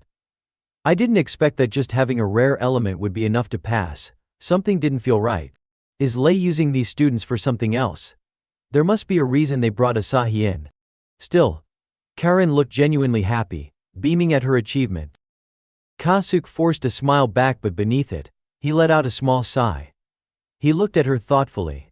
No matter what, I won't let them lay a hand on her. I'll complete my mission, and I'll protect her. A few days later at the Orochi headquarters, Japan branch, a towering glass building gleamed under the morning sun. Inside, in a sleek underground meeting room, the long-haired examiner welcomed the group of successful applicants. Congratulations. All of you have passed the selection exam. He stepped forward and began explaining their schedule. Today we'll conduct a compatibility assessment before officially welcoming you into the Orochi school. Also, he paused with a subtle smirk. Lei Rusi will be joining us. She'll meet with you after the testing concludes. Hearing that name, Kyosuke's eyes darkened, his aura shifted, sharp and dangerous. He said nothing, but tension radiated from him like heat. The examiner gestured toward a corridor. Follow me. Kyosuke and Karen moved along with the group. Karen, meanwhile, looked around wide-eyed with curiosity. Wow, this place is huge. It's kinda nerve-wracking but exciting too. Kyosuke nodded. Yeah. She turned to him with a bright smile. But honestly, I'm just really happy I get to join the Orochi school. Kyosuke looked at her with genuine curiosity. Can I ask, why do you want to join this place? Karen scratched her cheek, a little shy. Well, my mom's in the hospital. The treatment's expensive. This school offers full support for family members. Kyosuke's expression softened.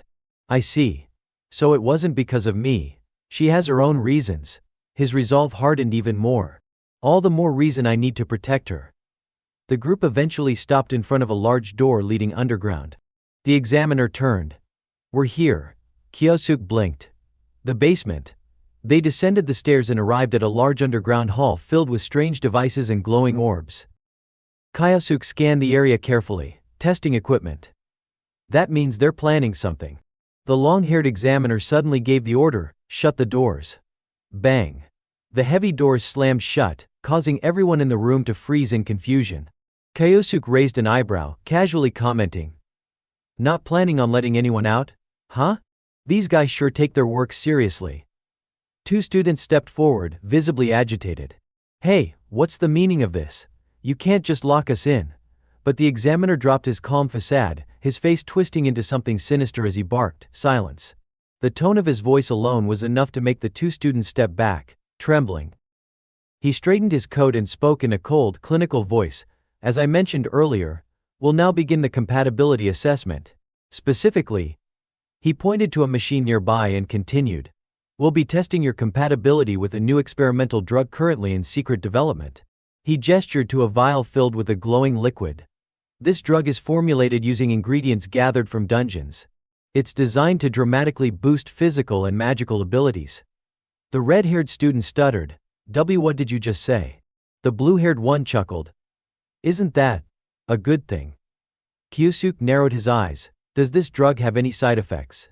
The examiner smirked and pointed toward a large screen. It'll be faster if I show you. On the screen, a male student was bound to a chair, thrashing in panic. Please stop. I am not. But the injection went in anyway. Seconds later, the boy went limp, unconscious. Drool spilled uncontrollably from his mouth. Gasps and horrified murmurs echoed through the room. What the hell is this? The blue-haired student shouted. The examiner remained unmoved. What you just witnessed was a subject incompatible with the formula. That should answer your question. You've got to be kidding. One of them roared. There's no way we're letting you inject that into us.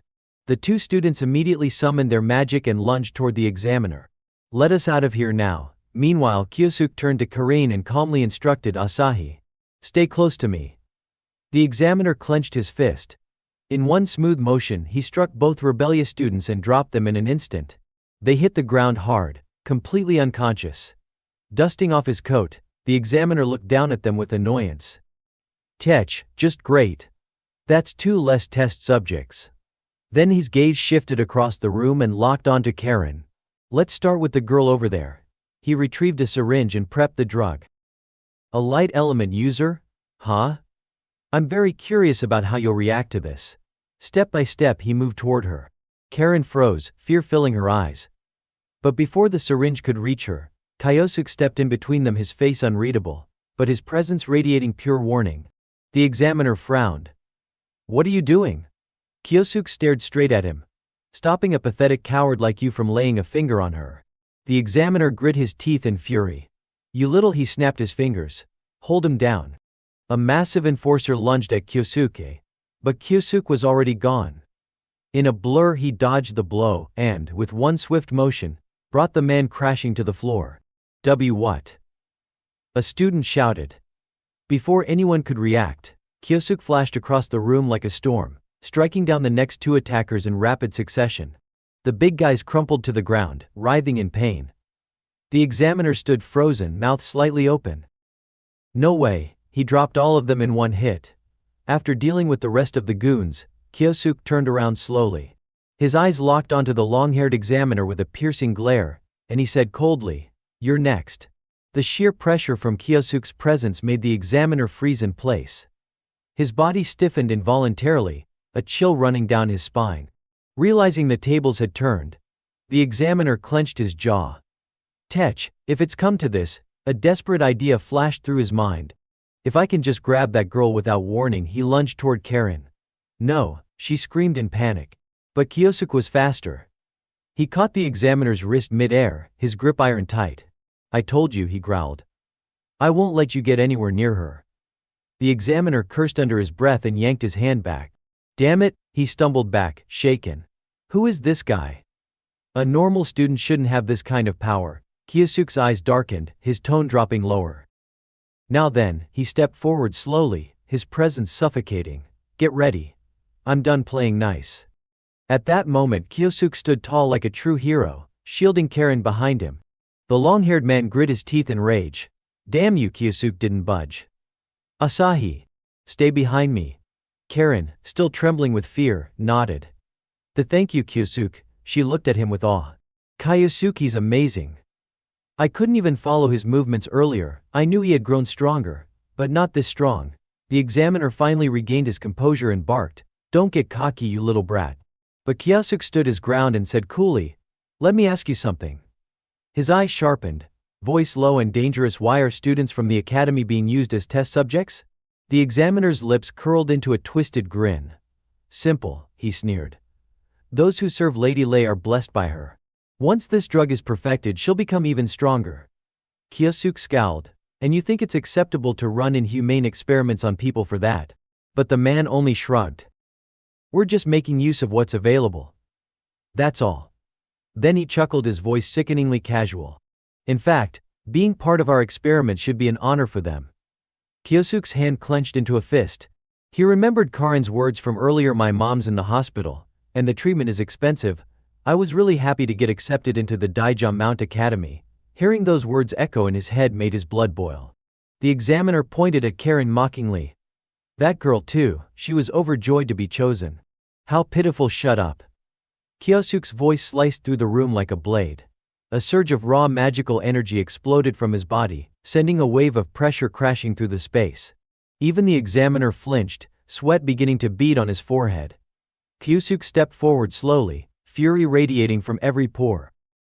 Who do you think you are? Trash like you who tramples on others will never understand how Asahi feels. Karen looked at him, eyes wide and shining. Kyosuke, the examiner's eyes narrowed, unease creeping in. What is this insane pressure? He's just a student. Still, he smirked arrogantly and replied, Normally I'd put someone like you back in their place. But I'll admit, I kinda like that attitude of yours. He extended an offer with mock sincerity. Why don't you join us, huh? Swear loyalty to Lady Lei. Hand over the girl. And I'll recommend you as a high-ranking officer. I'm sure Lady Lei would be very pleased. Kyosuke's eyes darkened with disgust. I already told you to shut up. There's no forgiving scum like you. The examiner loosened his tie and growled, You'll regret this. Then, with a sharp glow, his eyes lit up bright gold. The very ground beneath him cracked and crumbled as magical energy surged around him. Kyosuke's gaze tightened. Body enhancement magic. The man cracked his knuckles confidently. That's right. Combined with my martial arts, this is my unbeatable technique. The examiner sneered and raised his fist. Come on, tough guy, try me. His feet pushed off the ground hard as he lunged toward Kyosuke with frightening speed. Take this, he roared, throwing a heavy punch. But the moment his fist came down, it hit nothing but air. His expression shifted into stunned confusion. What the? He dodged it. Kyosuke stood there calmly, a confident look on his face. So that's what physical enhancement magic feels like, I see. It's impressive. The examiner gritted his teeth and charged again. Then let's see you dodge this. As he hurled another powerful punch, Kyosuke calmly closed his eyes. He focused, visualized, created the form in his mind. The examiner scoffed. What the hell are you doing? Giving up already? His fist drew closer, closing the distance in a flash. Just die already. Kyosuke's eyes snapped open. Void magic manifest. His palm raised, stopping the punch mid-air. The long-haired man gasped. What? He blocked it. No way, he's matching my strength. No, he's overpowering me. Kyosuke gave him a sharp smile. Looks like I can use enhancement magic too now. Thanks for the inspiration. It really helped me picture it clearly. And with that, Kyosuke delivered a crushing blow straight to the man's gut. Boom! The force sent the examiner flying backward, smashing into the ground. Debris exploded in every direction. Lying in the rubble, the examiner groaned in disbelief. No, this can't be. A thought echoed in his fading consciousness. Who the hell is he? Kyosuke didn't move. He simply stood there, eyes cold, gaze sharp with a mixture of hatred and disdain. Karen rushed over, breathless. Thank you, Kyosuke. He turned to her gently. You okay, Asahi? She nodded, still shaken. Then, looking to the rest of the students, Kyosuke said firmly, I'll clear the way. You all need to get out of here. The two other boys hesitated. But what about you? Kyosuke didn't answer. Instead, he raised his hand and shattered the massive glass wall in a single blast. As dust and light poured in from the opening, Kyosuke stepped through with steady determination. He didn't look back. He only left them with one sentence: I have unfinished business. Elsewhere, a phone rang urgently. A man's voice came through, clearly panicked. Lady Lei. We have a situation, urgent. Rushi sat up sharply. What happened? Master Yang has been defeated. The students have escaped. Her eyes widened. What? The voice continued, trembling. Worse. There's someone unbelievably powerful heading your way. Boom. A thunderous crash cut off the call. Ruchi froze, startled. What the hell was that? The camera panned to the doorway where Kyosuke now stood in the shadows, the light behind him casting a long, ominous silhouette. Ruku tensed, immediately on guard. Who are you? What are you doing here? Kyosuke stepped forward slowly. His voice was calm, deadly. It's simple.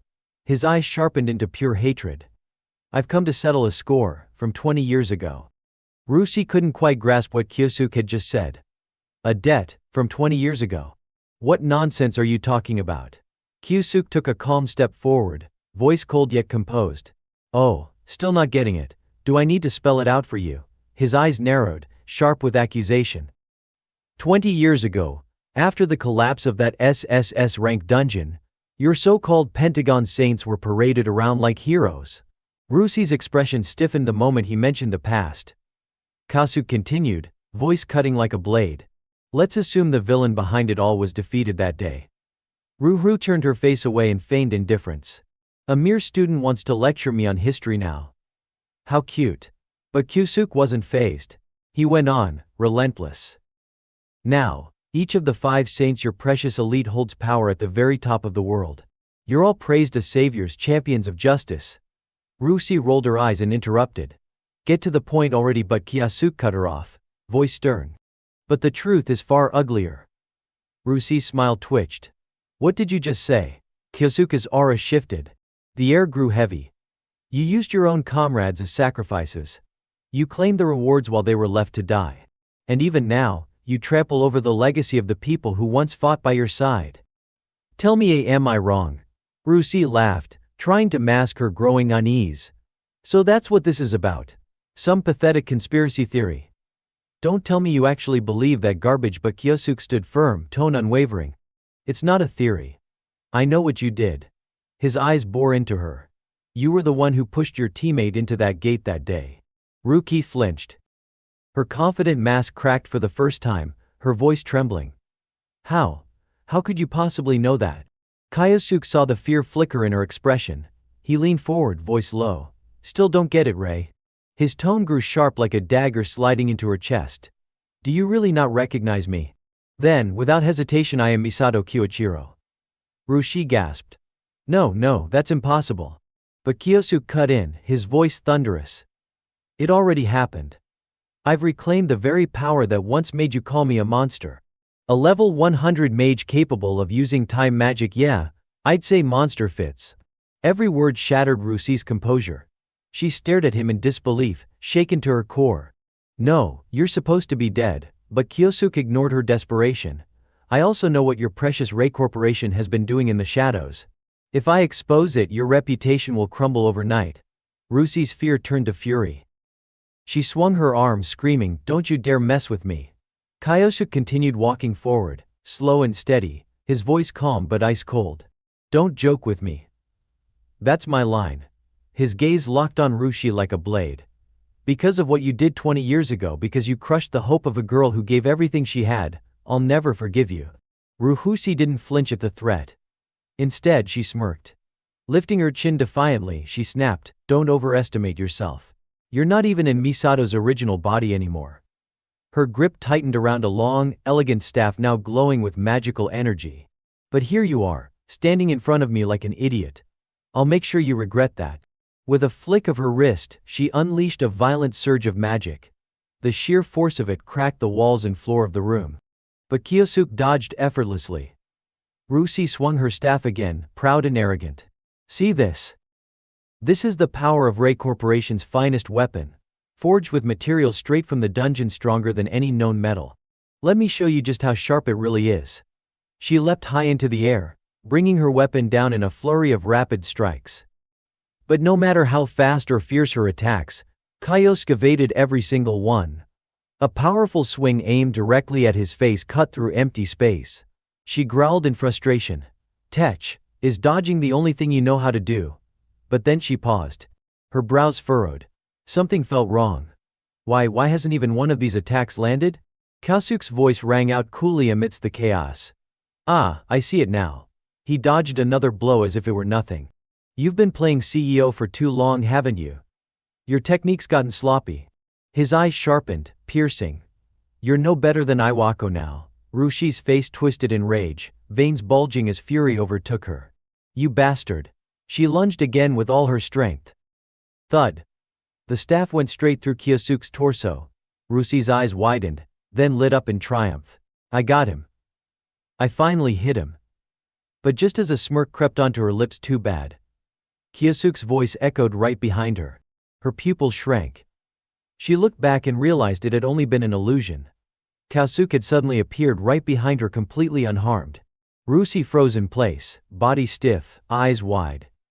What? How? Then she clenched her teeth, realization hitting her like a bolt. That's void magic? I've never heard of it being this effective. Her hands tightened around her weapon. If that was true, then she had no choice. A faint shimmer of fire began to glow at her fingertips as she channeled magic into her spear. Her eyes lit up with fury. "This next strike will shut that mouth of yours forever." A burning flame roared to life, wild, untamed, destructive. Ruchi let out a war cry as she charged, the fire growing into an inferno behind her. Her spear, now blazing with intense heat, hurtled straight toward Kyosuke's chest. But with effortless calm, Kyosuke raised two fingers, clink. He caught the blazing spearhead between them, halting it completely. Rushi gasped. "Impossible." Kyosuke's gaze darkened. "So that's your full power?" He scoffed. "You're even weaker than you were 20 years ago." Her pride shattered by those words, Rusi's face twisted. "Tech, if that's how it is, then I have no choice but to use that." She suddenly leapt back and pulled something from within her coat. Kyosuke's eyes narrowed. "Wait, what are you?" His voice cut off when he saw it. A red syringe glowing faintly. Without hesitation, Rusi plunged the needle into her arm. "No," Kyosuke shouted. It was too late. A violent pulse of purple magic erupted from her body, surrounding her in a sinister aura. Kyosuke's expression hardened as the temperature in the room seemed to drop. He muttered, "You're really going to go that far?" Rusi's entire form began to change, veins glowing, her skin tightening with power. Her eyes burned with killing intent as her voice came out warped and menacing. "Monster, you're not the only one who can become one." Not long after, the violet aura around her slowly dissipated, revealing Ruxi's body, now completely transformed into a half-monster state. When the transformation finished, she let out a contemptuous chuckle and taunted, "Ha, now you will never be able to defeat me," but the protagonist remained calm, replying coolly, "On the contrary. You really think you can win just by relying on enhancement drugs? Do you honestly believe it is that simple?" Ruxi's smirk did not fade. Her tone dripped with scorn as she snapped back, "Don't underestimate me. Do you have any idea how much time and money I have poured into this serum? I gathered materials hidden deep within dungeons and spent years developing it. Ever since I witnessed that overwhelming power 20 years ago, I have been searching for a way to reach that level myself. And now, I have finally attained a strength that surpasses everything. In fact, I should be thanking you for that, Kyoichiro." From Kyosuke's perspective, he could no longer stomach listening to this venomous woman gloat. Cutting her off mid-speech, he sneered, "What? Pathetic, you call this surpassing everything? You are bragging about a power that comes from a bottle." His face hardened, his words sharp and accusatory. Ruxi froze for a moment, clearly caught off guard, and demanded, "What did you just say to me?" But before she could finish, the protagonist stepped forward, assuming a fighting stance. "Sorry to interrupt your monologue, but it is time I ended this once and for all." At once, both of Kyosuke's hands ignited with blazing golden flames. On the other side, Ruxi's killing intent flared as she prepared to send him straight to hell. She spread her arms and entered her own stance. "Fine then, let us settle this. We will see who the true superior is." The moment her words left her mouth, she launched herself forward like a violent gust of wind, closing the distance instantly. Yet Kyosuke simply tilted his body to the side, effortlessly dodging her strike. The wall behind him was not so lucky. Ruxi's attack smashed into it with brutal force, reducing it to rubble that scattered in every direction. She spun around and jeered, "Well, do you see it now? This is the fruit of my research. And I will send you to your grave once again." With a feral snarl, she lunged again, moving at terrifying speed that even made Kyosuke's heart jolt. Before he could mount a defense, her massive hand slammed square into his chest, the sheer impact blasting him backward like a fired cannonball. Seeing her attack land, Ruxi's lips curled into a triumphant smile as a thought echoed in her mind, "I have won." But her victory was short-lived. A sharp, searing pain suddenly shot up from her leg, forcing her eyes downward. To her shock, a jagged spike of ice had pierced clean through her left foot. The agony was so intense it shot straight to her brain, and her small, twisted body collapsed to one knee against the shattered floor. Meanwhile, Kyosuke remained composed. With his hands casually tucked into his pockets, he walked up to Ruxi and said calmly, "I planted that trap the moment you launched your attack." His meticulous preparation sent Ruxi into a panic. Sweat streamed down her face as she stammered, "How could you possibly?" Kyosuke cut her off, speaking with unhurried clarity, "Thanks to your lackeys who used it before you, I was able to observe how you employed your body enhancement magic. Your blessing is impressive, I will admit, but in the end all it does is let you stir up a bit of wind." His dismissive tone made Ruxi bite down hard on her lip, fury blazing in her eyes. "You dare mock the fruits of my research," she snarled. But before she could say another word, Kyosuke's voice cracked like a whip. "Don't you dare twist the truth. You trampled over others and now you call that progress. You disgust me." The more he spoke, the more his expression hardened with anger, his eyes glinting with murderous intent. That look alone sent alarms blaring inside Ruxi's mind. With no other choice, she gathered power into her palm, ignoring the searing pain in her injured foot, and charged at him recklessly. Her voice rose in a shrill, desperate cry, "Shut up." Unfortunately for her, Kyosuke hardly needed to exert himself. As she lunged, he simply reached out, seized her wrist in an iron grip, and with his other hand delivered a crushing punch to her stomach. The blow was so devastating that Ruxi coughed up blood on the spot, her body folding under the impact. Shock and disbelief filled her mind as she choked out silently, "My power. It is useless, so this is the strength Kyoichiro has now." Before she could muster another move, she collapsed to the ground, broken and defeated, like a mangy dog left for dead. Kyosuke, having put an end to his old enemy, turned away without hesitation. His voice was cold as he muttered, "Lay, from the very beginning. This was never real strength." With that, he strode out of the ruined building. The moment he stepped outside, a familiar voice called out behind him. Turning, Kayasuke saw none other than his friend Asahi. "Oh, Asahi, you are all right," he asked, smiling faintly. "I am glad you made it through unharmed." At the same time, not far from them, a cluster of reporters had gathered, stirred into excitement by the explosion. "Hey, it is just like the tip said. Lei Corporation has been attacked," they shouted among themselves. Their words made Asahi turn toward Kayasuke with suspicion. "Was that your doing?" she asked cautiously. Naturally, Kayasuke had to play dumb. With a shrug, he answered, "Who knows?" Then, falling silent, he sank into thought. At last, the truth about Lei's crimes has been exposed. The test subjects are safe, and Lei has lost everything. Switching to Asahi's point of view, she noticed the distant, brooding look on Kayasuke's face and spoke with concern. "Hey, Kayasuke, I still do not fully understand what just happened. But if you had not been there, I doubt I would even be standing here right now. So, thank you, really." Her words caught him off guard for a moment.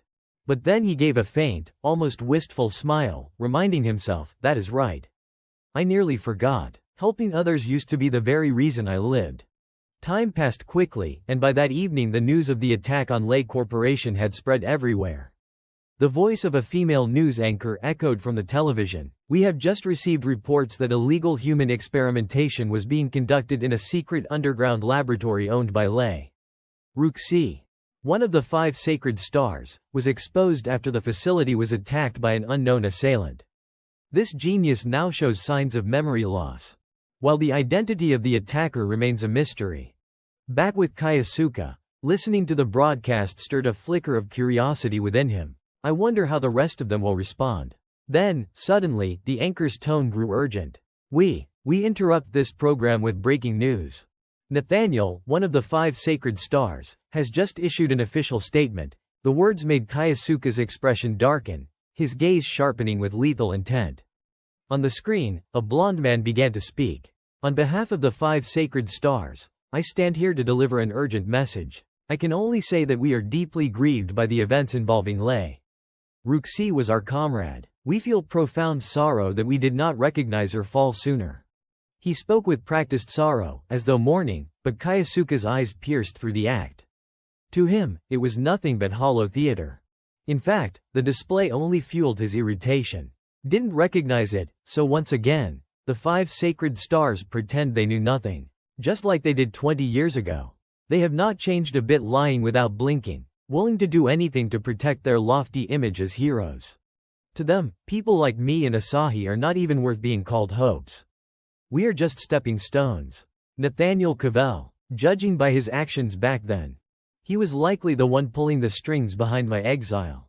Not surprising. He has always been calculating, cautious with every move, and now, no one even knows where he is hiding. Kayasuke steadied himself, exhaled slowly, and pulled out his phone, as though preparing to contact someone. Elsewhere, in an unfamiliar church, a young woman knelt before an altar, deep in prayer.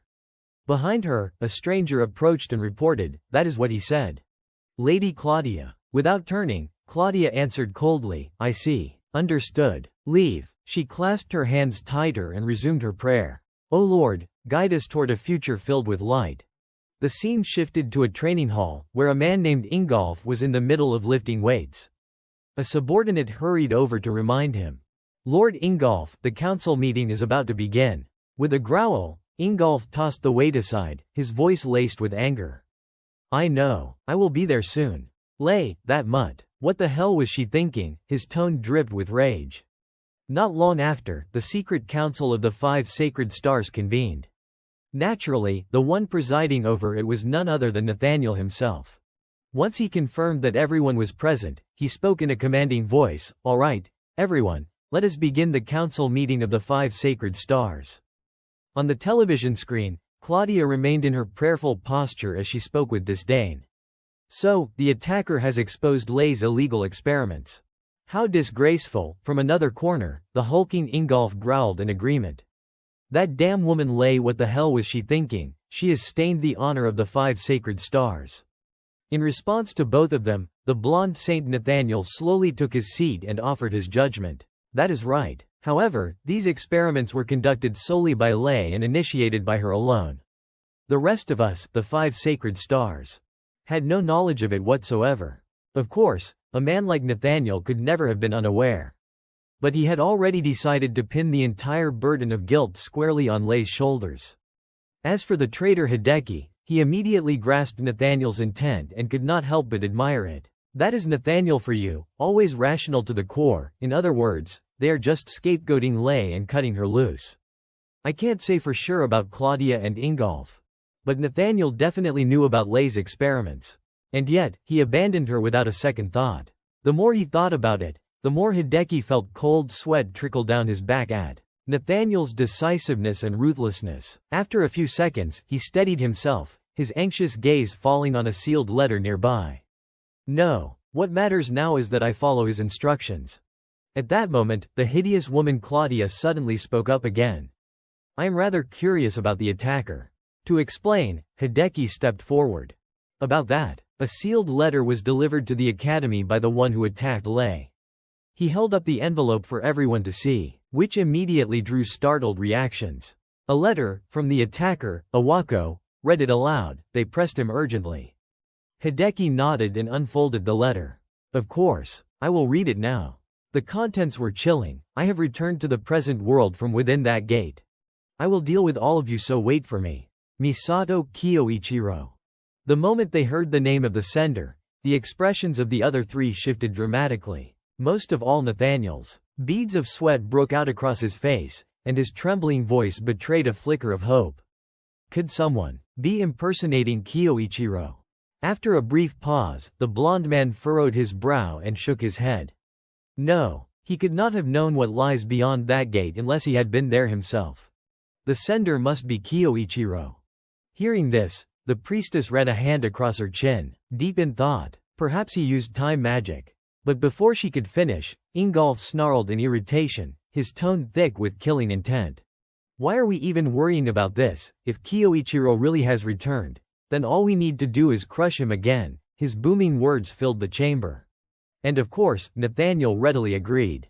Ingolf has a point. Think about it, there is no need for us to act rashly.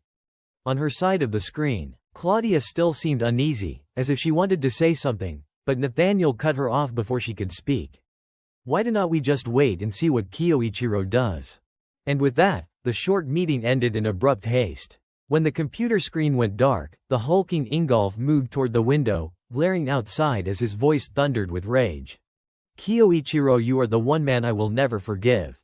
Elsewhere, once the meeting had concluded, Headmaster Hideki Awako wasted no time reporting the outcome to the true mastermind. His voice came through the phone. So, just as you instructed, I carried out your orders. Hearing this, Kayasuka calmly replied, I understand. Then he leaned back with a satisfied grin. Mind racing over what steps to take next. So Nathaniel is not making a move right away. He is being cautious. Well, that is fine. Once they realize I have returned, they won't be able to sit still. First, I will deal with the ones whose whereabouts I already know. With that decision made, he cheerfully gave his hound a command. All right, Awako. Time to move. On the other end, Iwako's voice cracked with worry. What should we do next? Sensing his dog's panic, as though the man might wet himself, Kayasuka quickly reassured him. It won't be that hard. All you have to do is arrange for me to transfer to an academy connected to Ingolf. Realizing the implication, Hideki hesitated before asking. So, your next target is Ingolf? Kayasuka admitted it without hesitation. Exactly. A short-term study abroad program should make it easy, do not you think? Since he was now tied to Kayasuka's side whether he liked it or not, Hideki offered a word of warning. Let me make one thing clear. Ingolf is not like me or Lei. You won't find any dirt on him, no shady dealings, no scandalous rumors. His sharp-faced caution made Kayasuka fall silent for a beat. Then, with the same cold composure, Kayasuka replied, even so, I still need to look him in the eye at least once. I will leave the formalities to you. He ended the call there, turning his gaze toward the world beyond the window. His lips moved in a low murmur. Rumor or no rumor, it does not change the fact that he betrayed me 20 years ago. Time flew by quickly. Thanks to Iwako's arrangements, the protagonist soon secured a study abroad placement. Shifting to Kayasuka's perspective, he now found himself surrounded by a new landscape, eyes scanning every detail as he whispered to himself. So this is Germany, huh? They confirmed ties between this country's academy and Ingolf. I will use the German academy as a bridge to reach him. But first, I need to get to the school. Carrying that thought in mind, he pressed forward until his attention was suddenly caught by a loud, grating voice. Damn leeches, clinging to me again. Casting his gaze slightly to the side, Kaisuke spotted a Japanese girl being harassed by a couple of drunk men. He could not understand a word they were saying. The language here was completely different. So, I will just use the void to translate automatically, he thought. Without the slightest hesitation, he unleashed his magic, letting it ripple outward in all directions. Almost instantly, their voices became clear in his ears. The man in the brown shirt smirked as he spoke. Don't be like that, come on, sweetheart, what is the harm in hanging out with us for a while? The one in the black jacket chimed in eagerly. Yeah, spend some time with us, it won't be a waste of your time. Come with me, huh? The girl with black hair kept her scowl firm as she snapped back. You pests are exactly why I called you leeches. I am not going anywhere with a bunch of gutter trash like you. Her words lit a fire of anger in the thugs. What the hell did you just say? You are being a little brat, we will have to teach you a lesson. The one in black reached forward, clamping down hard on her shoulder. Her face darkened with fury. But just then, another voice cut in sharply. Hey, why do not you bastards back the hell off and leave her alone? The sudden interruption made all three of them turn. The man in brown barked, huh, and who the hell are you supposed to be? Kaisuke did not hold back. I said get the fuck out of here, you worthless trash. The raw insult pushed the thugs over the edge. Rage exploded in their eyes as they gathered power into their fists, golden flames roaring to life. You little shit, you think you can disrespect us? They shouted, hurling their blazing punches straight at him. Too bad for them, they had no idea who they were dealing with. With nothing more than a casual flick of his wrist, Kaisuke swatted them aside. Both men crashed to the ground, sprawled out like dead dogs. The black-haired girl froze in shock, eyes wide. He took them down with a single move. Just who is this student? Thankfully, Kaisuke had not hit too hard. The two thugs quickly came to, scrambled to their feet, and bolted in a panic. We are really sorry. They stammered before disappearing down the street. Watching their pitiful retreat, the black-haired girl turned back and offered Kaisuke a small word of gratitude. Yeah, thanks for helping me. Kaisuke shook his head lightly. It is nothing. His eyes swept over the area again, noting how the bystanders were whispering non-stop, some even pulling out their phones to snap pictures. The attention made him uncomfortable. So he said flatly, looks like we have drawn a crowd. Let us get out of here. Without another word, the two of them slipped away from the chaotic scene. Behind him, the girl's expression softened as a private thought stirred in her chest. The last time someone helped me like this, it was when I met him. Time passed quickly as they walked side by side, putting a good distance between themselves and the commotion. Once the chatter of strangers faded, the black-haired girl finally spoke again. Hey, I just want to thank you properly. If it were not for you, things could have gotten a lot worse. For Kaisuke, brushing off street thugs had been nothing more than an afterthought, so he did not give it much weight. Like I said, do not worry about it. Still, inwardly, he found himself noting her sense of responsibility. She probably just feels obliged to say that. But, I could swear I have seen her somewhere before. While Kaisuke was lost in quiet suspicion, the girl turned her eyes toward him and asked, by the way, that uniform you are wearing. Are you a Japanese student? The question caught him slightly off guard, but he nodded. Yeah, I just arrived today through a short-term exchange program. I am on my way to the training academy now. He explained it calmly, unaware that the simple details seemed to amuse her. The girl smiled, then offered warmly. In that case, let me take you there as thanks. Having someone willing to lead the way, Kaisuke would have been a fool to refuse. He nodded back. I would appreciate that. They continued walking together, their conversation flowing more naturally as the distance closed. At one point, Kaisuke asked, so, are you traveling around the world or something? The girl gave a small shrug and admitted, yeah, something like that. I have got my own circumstances, you know. Her words were casual but vague, which only piqued Kaisuke's curiosity. Is she around my age? It is rare to see a girl traveling all on her own. Unable to resist, he pressed, don't you ever run into danger traveling alone? Isn't it risky? Situations like what just happened must happen often, right? The girl waved her hands quickly and laughed. Ah, do not worry about me. I know a few spells, so I can take care of myself. Far from easing his mind, her carefree answer only deepened Kyosuke's concern. Inwardly, he thought grimly, didn't she just get grabbed a few minutes ago? Pushing that earlier subject aside, the short-haired girl rested her hand on her chin and asked, "So, you are really enrolling at the training academy, huh?" Kyosuke tilted his head slightly. "Is there a problem with that?" She glanced at him, her dark eyes calm but probing.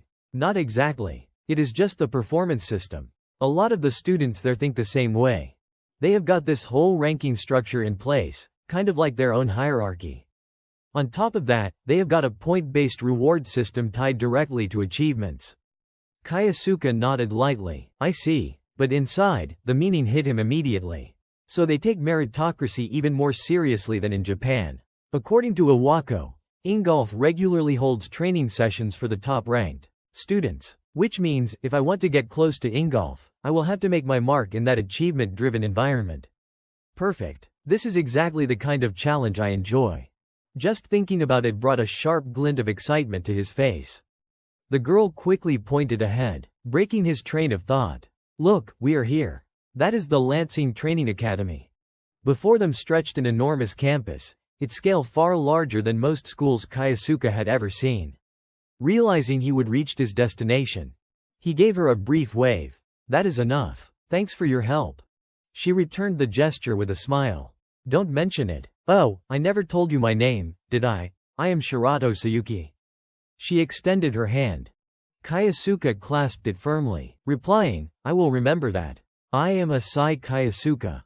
The moment his name left his lips, Sayuki's expression shifted dramatically, her eyes widening, her face trembling with a surge of emotion as though she could not believe what she would just heard. The reaction made Kyosuke narrow his eyes. "What is wrong?"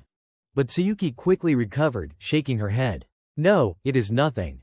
Your name just reminded me of someone I used to know. Anyway, goodbye and good luck at the academy." With that, she turned and walked away briskly. Watching her retreating back, Kyosuke's brows furrowed. Shirato. There is something about her that lingers in my mind. But whatever. Time to move forward. With that, he stepped through the gates of the academy. He had not made it far before trouble sought him out. A cocky, arrogant voice rang out. "Hey, you there. You are the one, or not you?" The voice belonged to a red-haired student strutting forward with an air of superiority. Despite the arrogance dripping from the boy's tone, Kyosuke remained unshaken. His reply was cold, laced with disdain. "And who the hell are you supposed to be, punk?" The words made the redhead's face twist in fury. He shouted, "What did you just call me? You have got some nerve. It is not every day we get an exchange student from Japan. And I thought you were nothing special. But just so you do not get the wrong idea about this place, I will give you a proper welcome." Snarling, he leaned in close, pressing his face toward Kyosuke's as if to overwhelm him with sheer bravado. As for Kyosuke, a single glance was enough for him to understand exactly what the redhead was trying to do. That realization only made him sigh inwardly. Seriously, I have barely arrived and already some weirdo is picking a fight. Just like she said, he probably wants to test me with a duel. With that thought, Kyosuke casually tossed his bag to the side and said, "Fine, I will fight you." The red-haired boy seemed almost delighted by his response, quickly sealing the challenge. "Good to see you know how to listen to reason. Then let us fight," he barked. At once, he activated his power, lifting shards of rock around him and sending them flying forward like a barrage of bullets. But such a display was not nearly enough to faze our protagonist.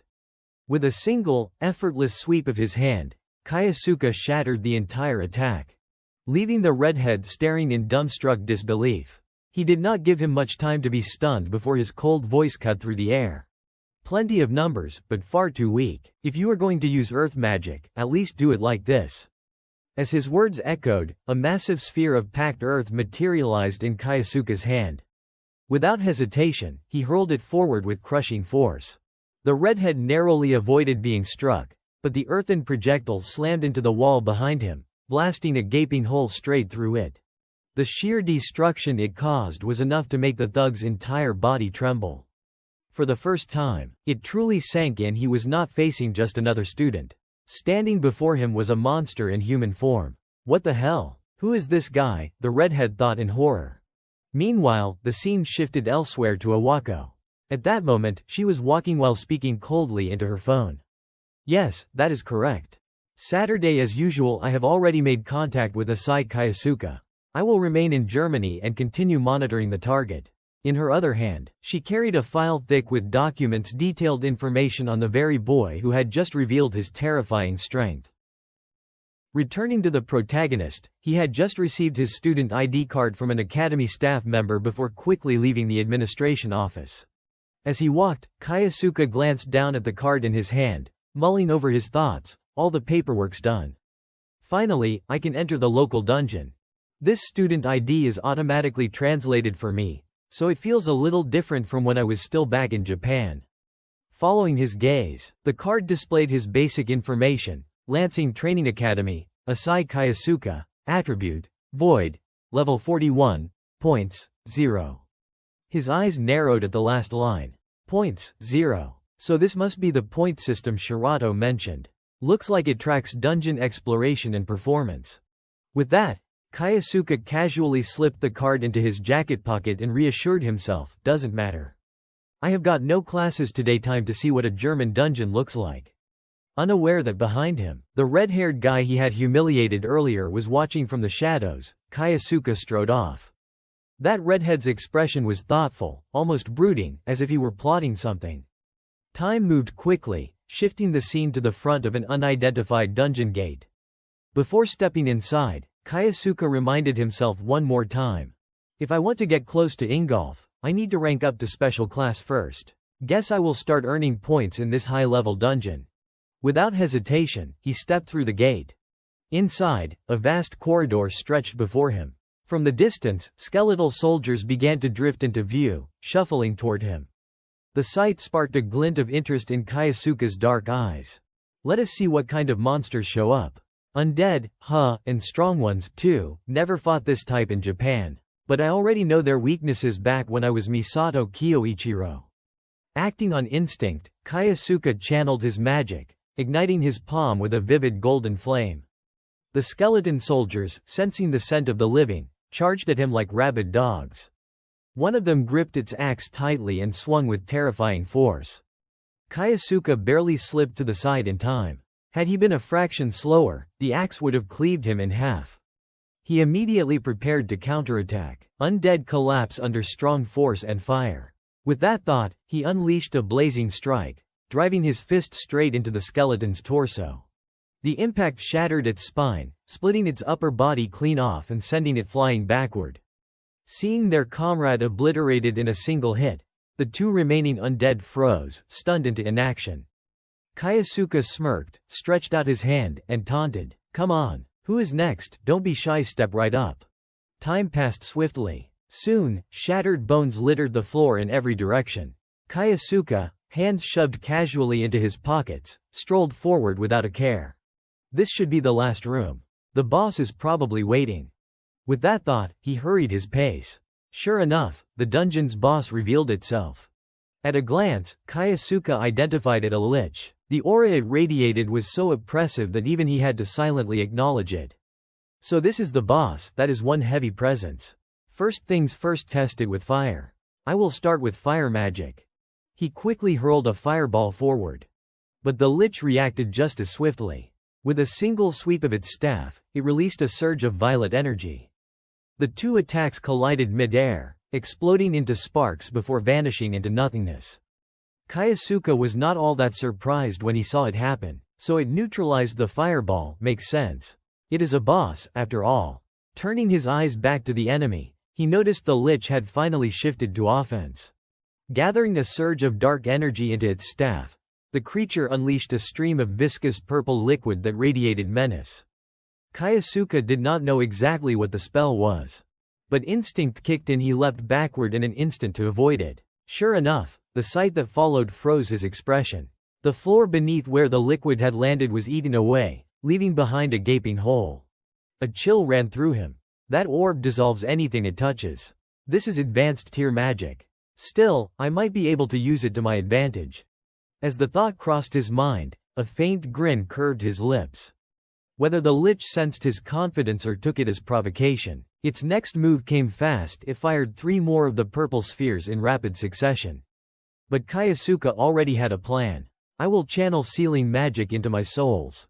Increase my propulsion. Power surged, and his speed spiked dramatically. His body blurred into a green streak of light, weaving past every attack until he was right in front of the lich. Close enough to see the creature's surprise etched across its skeletal face. Kyosuke's voice cut sharp with mockery. Let us see how you handle your own attack. In his palm glimmered one of the lich's very own purple orbs, stolen and turned back against it. Before the creature could even react, Kyosuke slammed the sphere into its face. Corrosive energy spread instantly, eating through bone with horrifying speed. Agonized screams echoed through the chamber, smoke rising in sickly green tendrils. Within moments, the lich's body disintegrated, leaving nothing behind. Breathing steady, Kyosuke admitted the truth to himself. Effective, but it is high-tier magic. I can't reproduce it perfectly. I will need to level up my void magic. More importantly, I am not alone here. His eyes narrowed. He raised his voice, calm but commanding. I know you are there. Come out. Sure enough, not far from him stood a red-haired figure, silent until now. Once spotted, the man chuckled under his breath and stepped forward with a casual air. Haha, sharp of you. You caught on quicker than I expected. I have been watching you fight, hope you do not mind. Kyosuke's expression stayed cold. So, you here to challenge me again? Even as he spoke, his thoughts worked in the background. Seems he has not learned his lesson. But that aura, there is no doubt he is hiding something.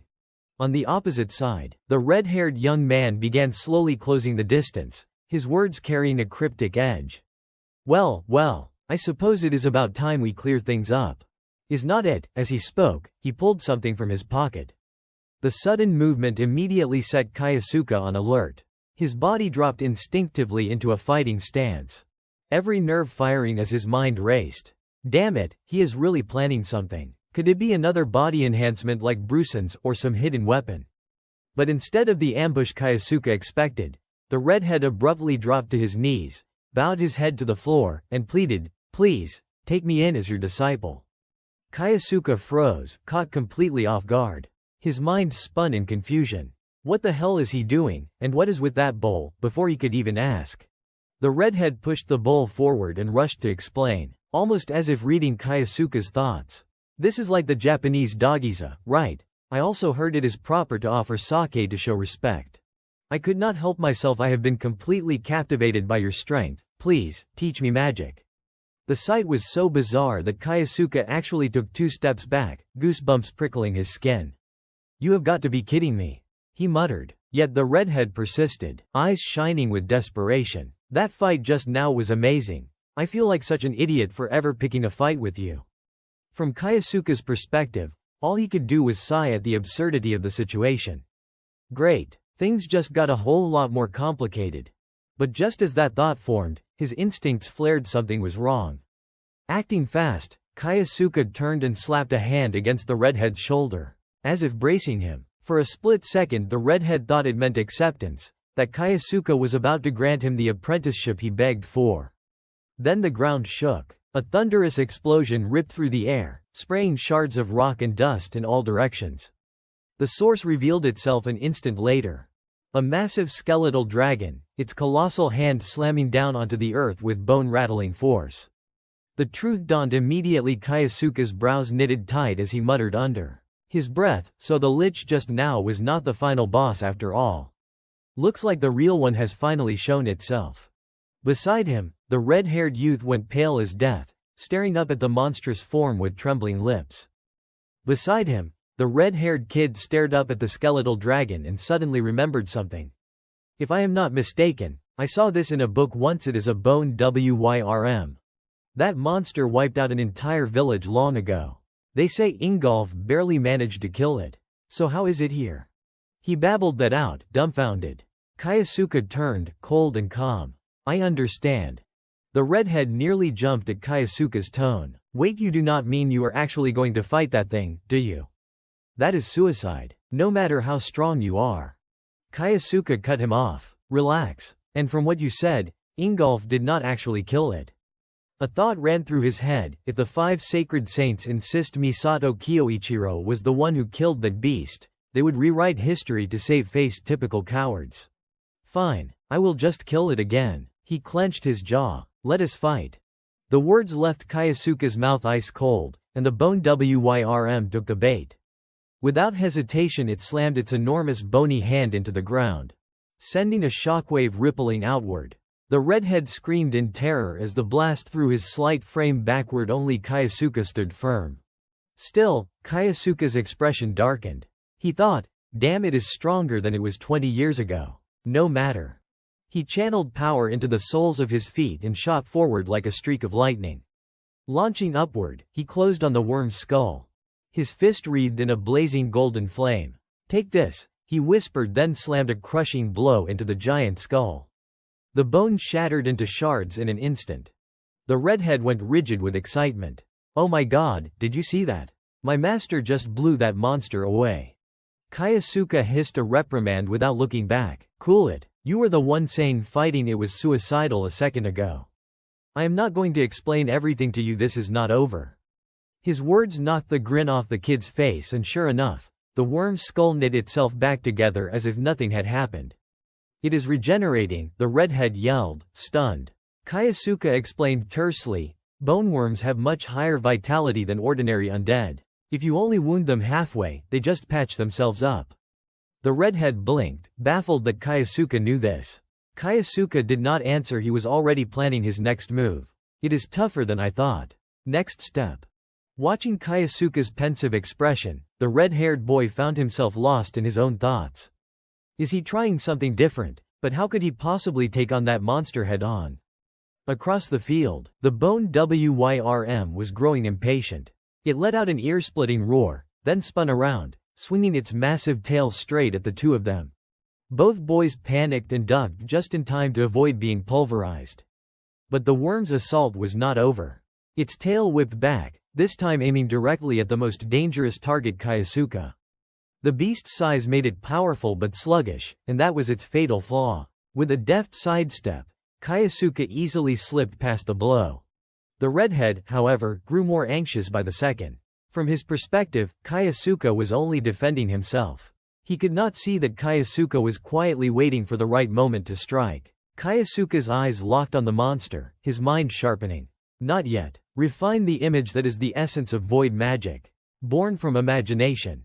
The clearer the image, the greater the power. As he thought this, he began gathering strange mana into his palm. The bone Wyrm, oblivious, lunged forward again, maw opening wide as it unleashed a torrent of blistering heat. The redhead's heart nearly gave out watching Kayasuke take the blast head-on. He screamed, "Master," but a second later his eyes went wide with disbelief. As the light faded, the sight before him was nothing short of astonishing. Kayasuke stood firm, both hands clamped around the worm's razor-sharp jaws, holding them apart no matter how violently the beast thrashed. His grip tightened, and with it, he summoned his magic. A spiraling surge of water rose around the boneworm's colossal frame, wrapping it in a whirling torrent. Then, in an instant, the water froze solid, locking the beast's entire body in a prison of ice. The massive undead dragon was immobilized. The redhead could only gape, his jaw hanging open. Unbelievable, you are way too strong. Time passed quickly. Before long, the two of them had left the dungeon behind. Of course, the redhead still trailed after the protagonist, chattering non-stop. Master, wait up for me. Kayasuke sighed wearily at the nickname. Why do you have to say it in such a corny way? The redhead grinned sheepishly. Well, you know, it is a sign of respect. As he spoke, he noticed Kayasuke studying his student ID card with unusual focus. Curious, he asked, what has got you so interested in your ID? Kayasuke nodded. I was just calculating how many points a dungeon run earns me. You are Mateo, right? How exactly do those points affect class rankings? Mateo stroked his chin thoughtfully before answering. This is just a rough guide, but every 10,000 points bumps you up one class. So, to reach the special class, you would need around 30,000 points. The bad news is that dungeon points are fixed. That bone WYRM you just beat doesn't net you a single bonus point. Kaisuke did the math in his head. So I earned 500 points from this dungeon. Meaning I would have to grind it 600 times just to qualify. Looks like getting into the special class is going to take some time. Mateo's eyes widened at the blunt declaration. Wait, so you really are aiming for the special class? Then, as if remembering something important, he brightened. Oh, there is actually a shortcut to rack up points faster. Before he could even finish, Kaisuke's face loomed dangerously close, his aura cold and sharp. Tell me, now. Whoa, too close, man, Mateo yelped, flinching. It is the Celestial Festival. It is happening in a month. It is a big event where students compete head-to-head in assigned challenges. The winner gets 20,000 points. At those words, Kaisuke's eyes sharpened like blades. Perfect. If I take first place, I will close the gap with Ingolf in no time. He clenched his fist, voice brimming with resolve. I will claim first place at the Celestial Festival. Time passed quickly, and soon the day of the Celestial Festival arrived. On this day, every student who intended to compete for extra points had already gathered at the venue. The announcer's voice boomed across the plaza, echoing from every direction. All right, let the Celestial Festival begin. In a quiet corner of the square, Kaisuke stood watching. Determined to secure his place in the special class, there was no way he would miss this event. By his side was the ever-energetic Mateo, who grinned ear to ear. Finally, the festival's here, master. Kaisuke gave only a curt nod in response, cold and unreadable. But behind that calm exterior, his mind was sharp and calculating. If I rack up enough points and take first place here, I will be promoted to the special class. And once I am there, I will be one step closer to that bastard who betrayed me 20 years ago. He did not let his inner thoughts show. Meanwhile, from the high platform above, the voice of a professor rang out, steady and commanding. Your task is simple. Claim the jewel at the top of the highest tower. The method does not matter whether you fight your way through or climb straight up. The choice is yours. Show us the strength you have trained so hard to master. The firmness in the professor's tone sent a nervous shiver through Mateo, who wiped a bead of sweat from his brow. But Kaisuke only smiled faintly, a sharp glint in his eyes. Sounds exactly like the kind of challenge this academy would throw at us. Works perfectly for me. A moment later, Mateo seemed to shake off his nerves. He bounced on his toes, punching the air in warm-up, his voice full of forced bravado. Master, we are taking first place no matter what. Kaisuke sighed in mild exasperation. When I heard the festival only allowed teams of 2, I was not sure what to do. Guess I lucked out having someone already at my side. Before he could dwell on it further, a familiar voice called out brightly from ahead. Hey, Kaisuke. He turned in surprise. Shirato, you are here too. Shirato smiled warmly. Of course, I came to see you shine. Mateo, noticing the pretty girl, immediately perked up. Master, who is this beautiful lady? Is she your girlfriend?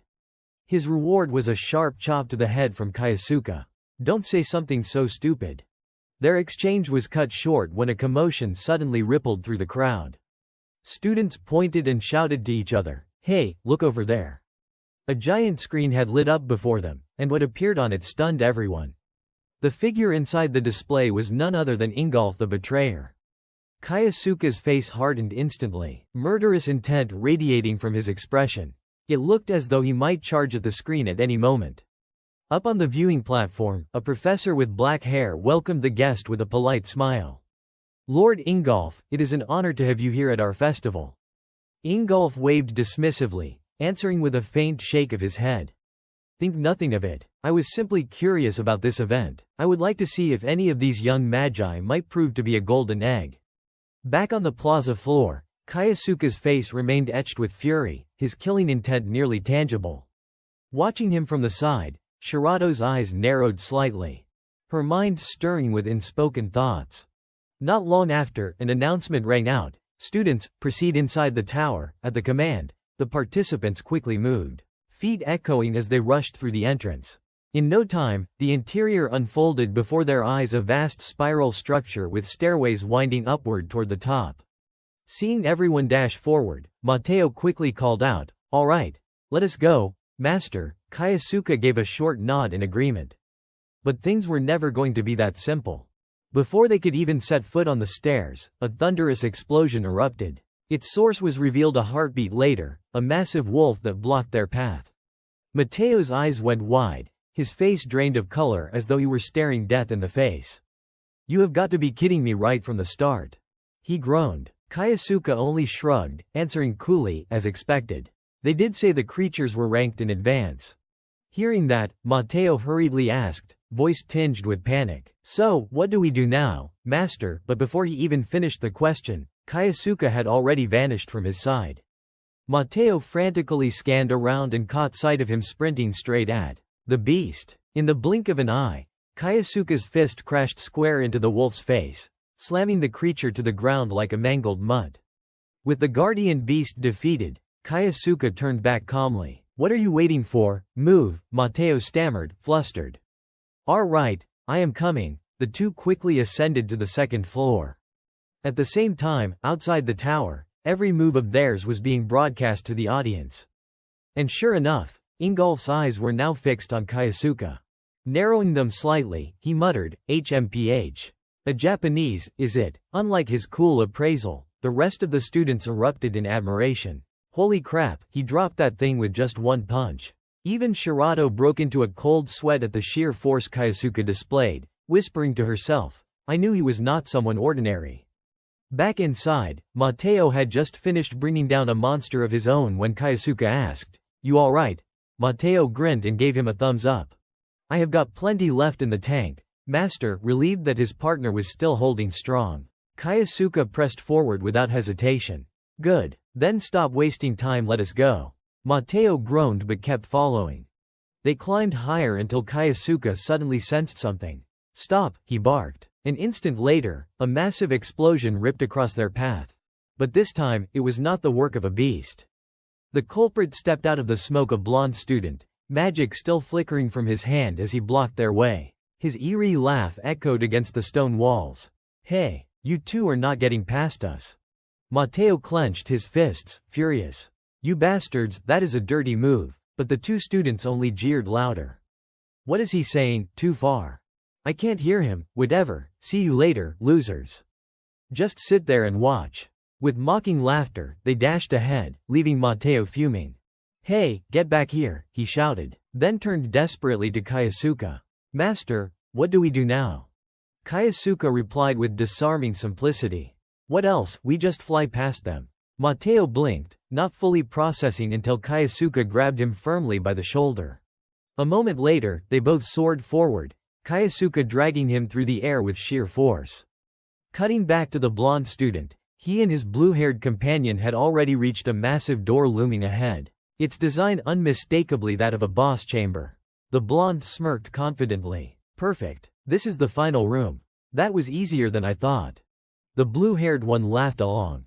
"Exactly, as if we would ever lose to some Japanese kid." That was what they thought.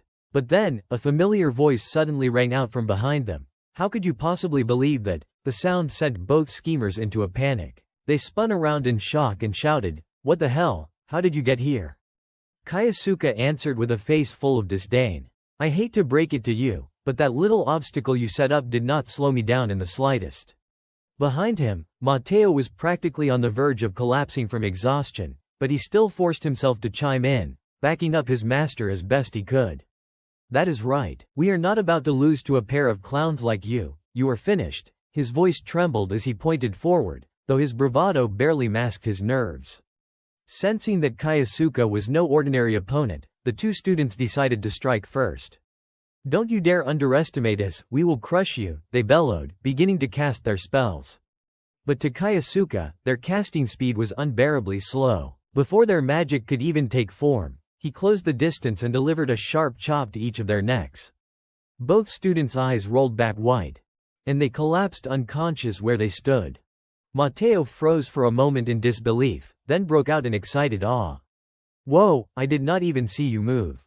With the minor scuffle behind them, the two pushed open the heavy door and stepped into the final chamber. At its center stood a crystal orb resting on a stone pedestal. Kaisuke immediately guessed that this was the gemstone they were meant to retrieve. Mateo's voice rose with eager triumph. "That is it, and we are the first ones here." But things were never that simple. Kaisuke quickly noticed something off. It is not over yet. Almost on cue, armored knights materialized around the crystal, as though summoned from nowhere. Both he and Mateo were left baffled by their sudden appearance. Even the professors watching from outside were stunned, exchanging uneasy remarks. What the hell is this? Those armored knights were not part of the program. The only one who seemed entertained was Ingolf. He leaned back with a satisfied smirk, for this was his doing. Inwardly, he mused, excellent. Let us see if they can survive this little twist. Next, Ingolf's lips curled into a sly grin as he drawled. What I mean is, if it ends too quickly. Where's the fun in that?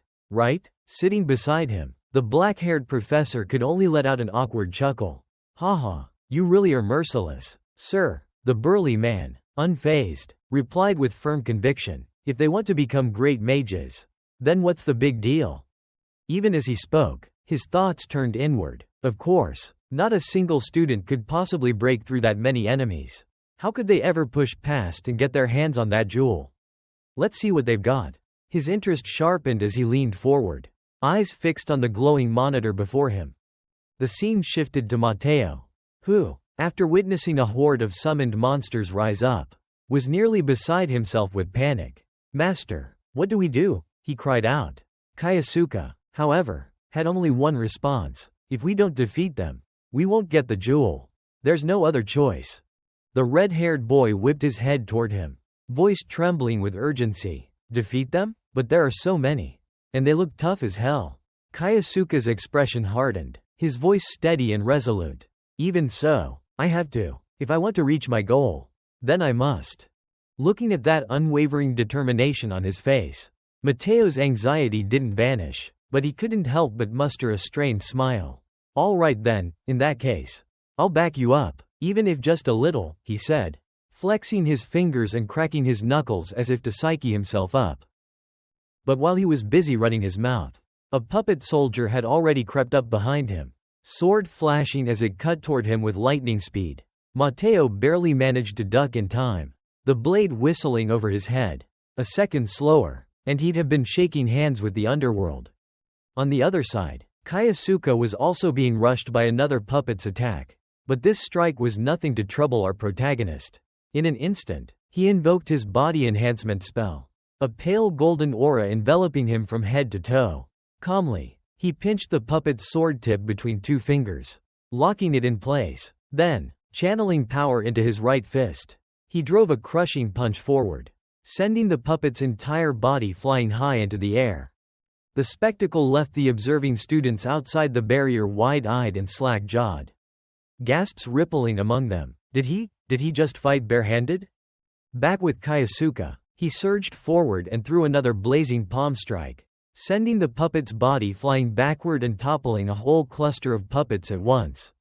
With that single blow, the area around him emptied. No puppet could stand. Mateo couldn't help admiring it inwardly. My master really is amazing. Even Ingolf, the big guy watching from the side, had to admit it silently. That Japanese kid, he's got some useful magic. Is he trying to take them all down alone? Still, it won't be that easy. He pounded his fist on the table as he thought it. Sure enough, just as he suspected, no sooner had the defeated puppets fallen than another wave was summoned outside the tower. Mateo's eyes went wide with alarm. They're cloning them now? What does the academy think it's doing? Sending these things at us? Sayuki was thinking the same thing. With numbers like this, he can't beat them all. But I want to see if he can break through. She watched, curious. So, Asai Kaisuke, what are you going to do? Back on the battlefield, a puppet lumbering up with a giant axe charged straight at him. Kaisuke nimbly jumped back to avoid the swing. He glanced around briefly and estimated the enemy count, about 30 of them. That's a lot, but compared to before, it's nothing. Whether he thought it or not out loud, more puppets pressed the attack, giving him no time to rest. 2 of them hurled spears like bolts. Kaisuke responded with earth magic, raising a wall of soil to block the incoming projectiles. The puppets coordinated well, while some attacked from the front. Others looped around to try a rear assault.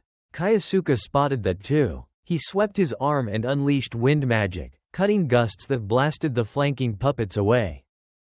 But more puppets immediately took their places and closed in again. Annoyance flickered across his face. Taking them down one by one doesn't get the job done. I want to clear them all with a single powerful spell. I don't have time to invent something new here, so use a spell I already know. Just go big. Kaisuke let out a long breath, his mind drifting back to the spell he had once seen Headmaster Awako unleash. With that memory in mind, he activated his own void magic. Instantly, the ground around him trembled as rocks and chunks of earth tore free, lifting high into the air as though seized by an invisible force. The sight made Ingolf jolt to his feet, stunned recognition flashing across his face. He knew exactly what kind of magic this was. Back inside the chamber, Kaisuke spread his arms wide, weaving earth and wind together. The fusion spell erupted in a storm of flying stone and roaring gusts. Ripping through the battlefield, the destructive force was absolute. No puppet could withstand it. The blast was so immense that even the students watching from outside felt the shockwaves rumbling against their bodies. When the chaos finally ebbed, silence followed. The fused magic dissipated, leaving only the broken wreckage of puppets scattered across the chamber floor. Kaisuke walked forward steadily until he reached the crystal sphere. He closed his hand firmly around it and whispered to himself, "It's done." Elsewhere, Mateo, who had been hiding in some corner, burst out, cheering the moment he saw the crystal secured. "He did it. No, he really did it. Master." His voice rang with joy. And soon the others erupted into celebration, their shouts echoing in triumph for Kaisuke's success. Sayuki, on the other hand, stood frozen, her eyes wide in awe. Fusion magic? He can use that too? His power runs so deep it's terrifying. The scene then shifted back to Ingolf. A slow, wicked grin spread across his face, followed by a booming laugh. Haha, so he can wield the very magic that took Awako 20 years to develop, while he's still just a student. Asai Kaisuke, huh? Fascinating. If he makes it into the special class, I'll make sure he receives proper instruction. His eyes gleamed with cunning as his lips curled into a fox-like smile. In the auditorium, a man standing on the podium announced, "Now, it is time to reveal the students who will be promoted to the special class this semester. May I invite Asai Kaisuke to the stage?" Kaisuke's face remained calm as he slid his chair back. He stood politely, yet he offered no verbal response. In the audience below, a small group sitting at the edge murmured quietly among themselves. "He is really talented," one whispered. "He just transferred here a month ago, and he has already achieved something like this. I even saw him at the festival." A boy sitting nearby crossed his arms, envy flickering across his expression, and muttered, "Unbelievable. How can someone actually do that?" Beside him, Mateo lightly tapped his chin, a self-satisfied smirk on his face. "He is my disciple," he said softly. Performances like that are nothing unusual for him. The man on the podium spoke again. "Next, we will proceed with the armband ceremony. We have a very special guest joining us today." Kaisuke's eyes narrowed slightly, a flicker of doubt crossing his mind. "A special guest, do not tell me." The man's voice grew hoarse but carried a commanding warmth. "Please give a warm welcome." A figure in ceremonial attire drew back the curtain and stepped onto the stage slowly. He smiled, revealing his identity. "Lord Ingolf. This stage is yours," the announcer declared. Hearing such a formidable name, the audience gasped and murmured in astonishment. "What, really?" someone exclaimed. Dietz, unfazed, calmly reached for the armband. Kaisuke's gaze flicked to the man, expression unreadable, as he silently assessed him. Ingolf. He is coming to the academy in person. What is he scheming? Dietz approached closer and, observing Kaisuke's expression, let out a dry chuckle. "You gave me quite a bit of amusement at the Celestial Festival." Kaisuke's expression shifted slightly as he lowered his eyes politely, hesitating before replying, "It is an honor." Dietz slowly handed him the armband, which Kaisuke took with a measured, gentle grip. Suddenly, Dietz leaned close, his voice cold and sharp in Kaisuke's ear. "Asai Kaisuke, come to my domain tonight." Below the stage, Mateo and the others exchanged puzzled glances, whispering among themselves. "What is going on? What did he say to him?" On the stage, Dietz waved to acknowledge them, and the crowd erupted into cheers. The commotion continued even as he strode out of the room, his robes flowing behind him. Kyosuke clenched the armband tightly, his cold gaze fixed on the fading figure. Deep in thought. Ingolf. What exactly are you plotting? Night had fallen, the sky dark as ink, revealing a grand, opulent castle in the distance. Inside the great hall, a butler raised his hand respectfully, his gesture solemn. Asai Kyosuke, right, we have been expecting you. Kyosuke slipped his hands into his pockets, expression calm, and followed the butler, quietly musing. Ingolf wants to speak with me. Wait, he already knows I am Misato Kiyochiro, damn it. I wanted more time to prepare. If he already knows, I have no choice left. The butler stopped before a door. Kyosuke paused, studying the room. As the door slowly opened, he steadied himself, thinking, here and now. This could turn into a battle. He surveyed the room, noting the lavishly prepared feast where Dietz had taken his seat. Dietz gave a faint, cold smile, holding a knife and fork, cutting into a piece of beef as he spoke without looking up. You have arrived. Sit down. Once we finish eating, we can talk. Kyosuke approached the table politely, replying, thank you. His eyes were filled with icy detachment, thoughts racing. So, what is this about?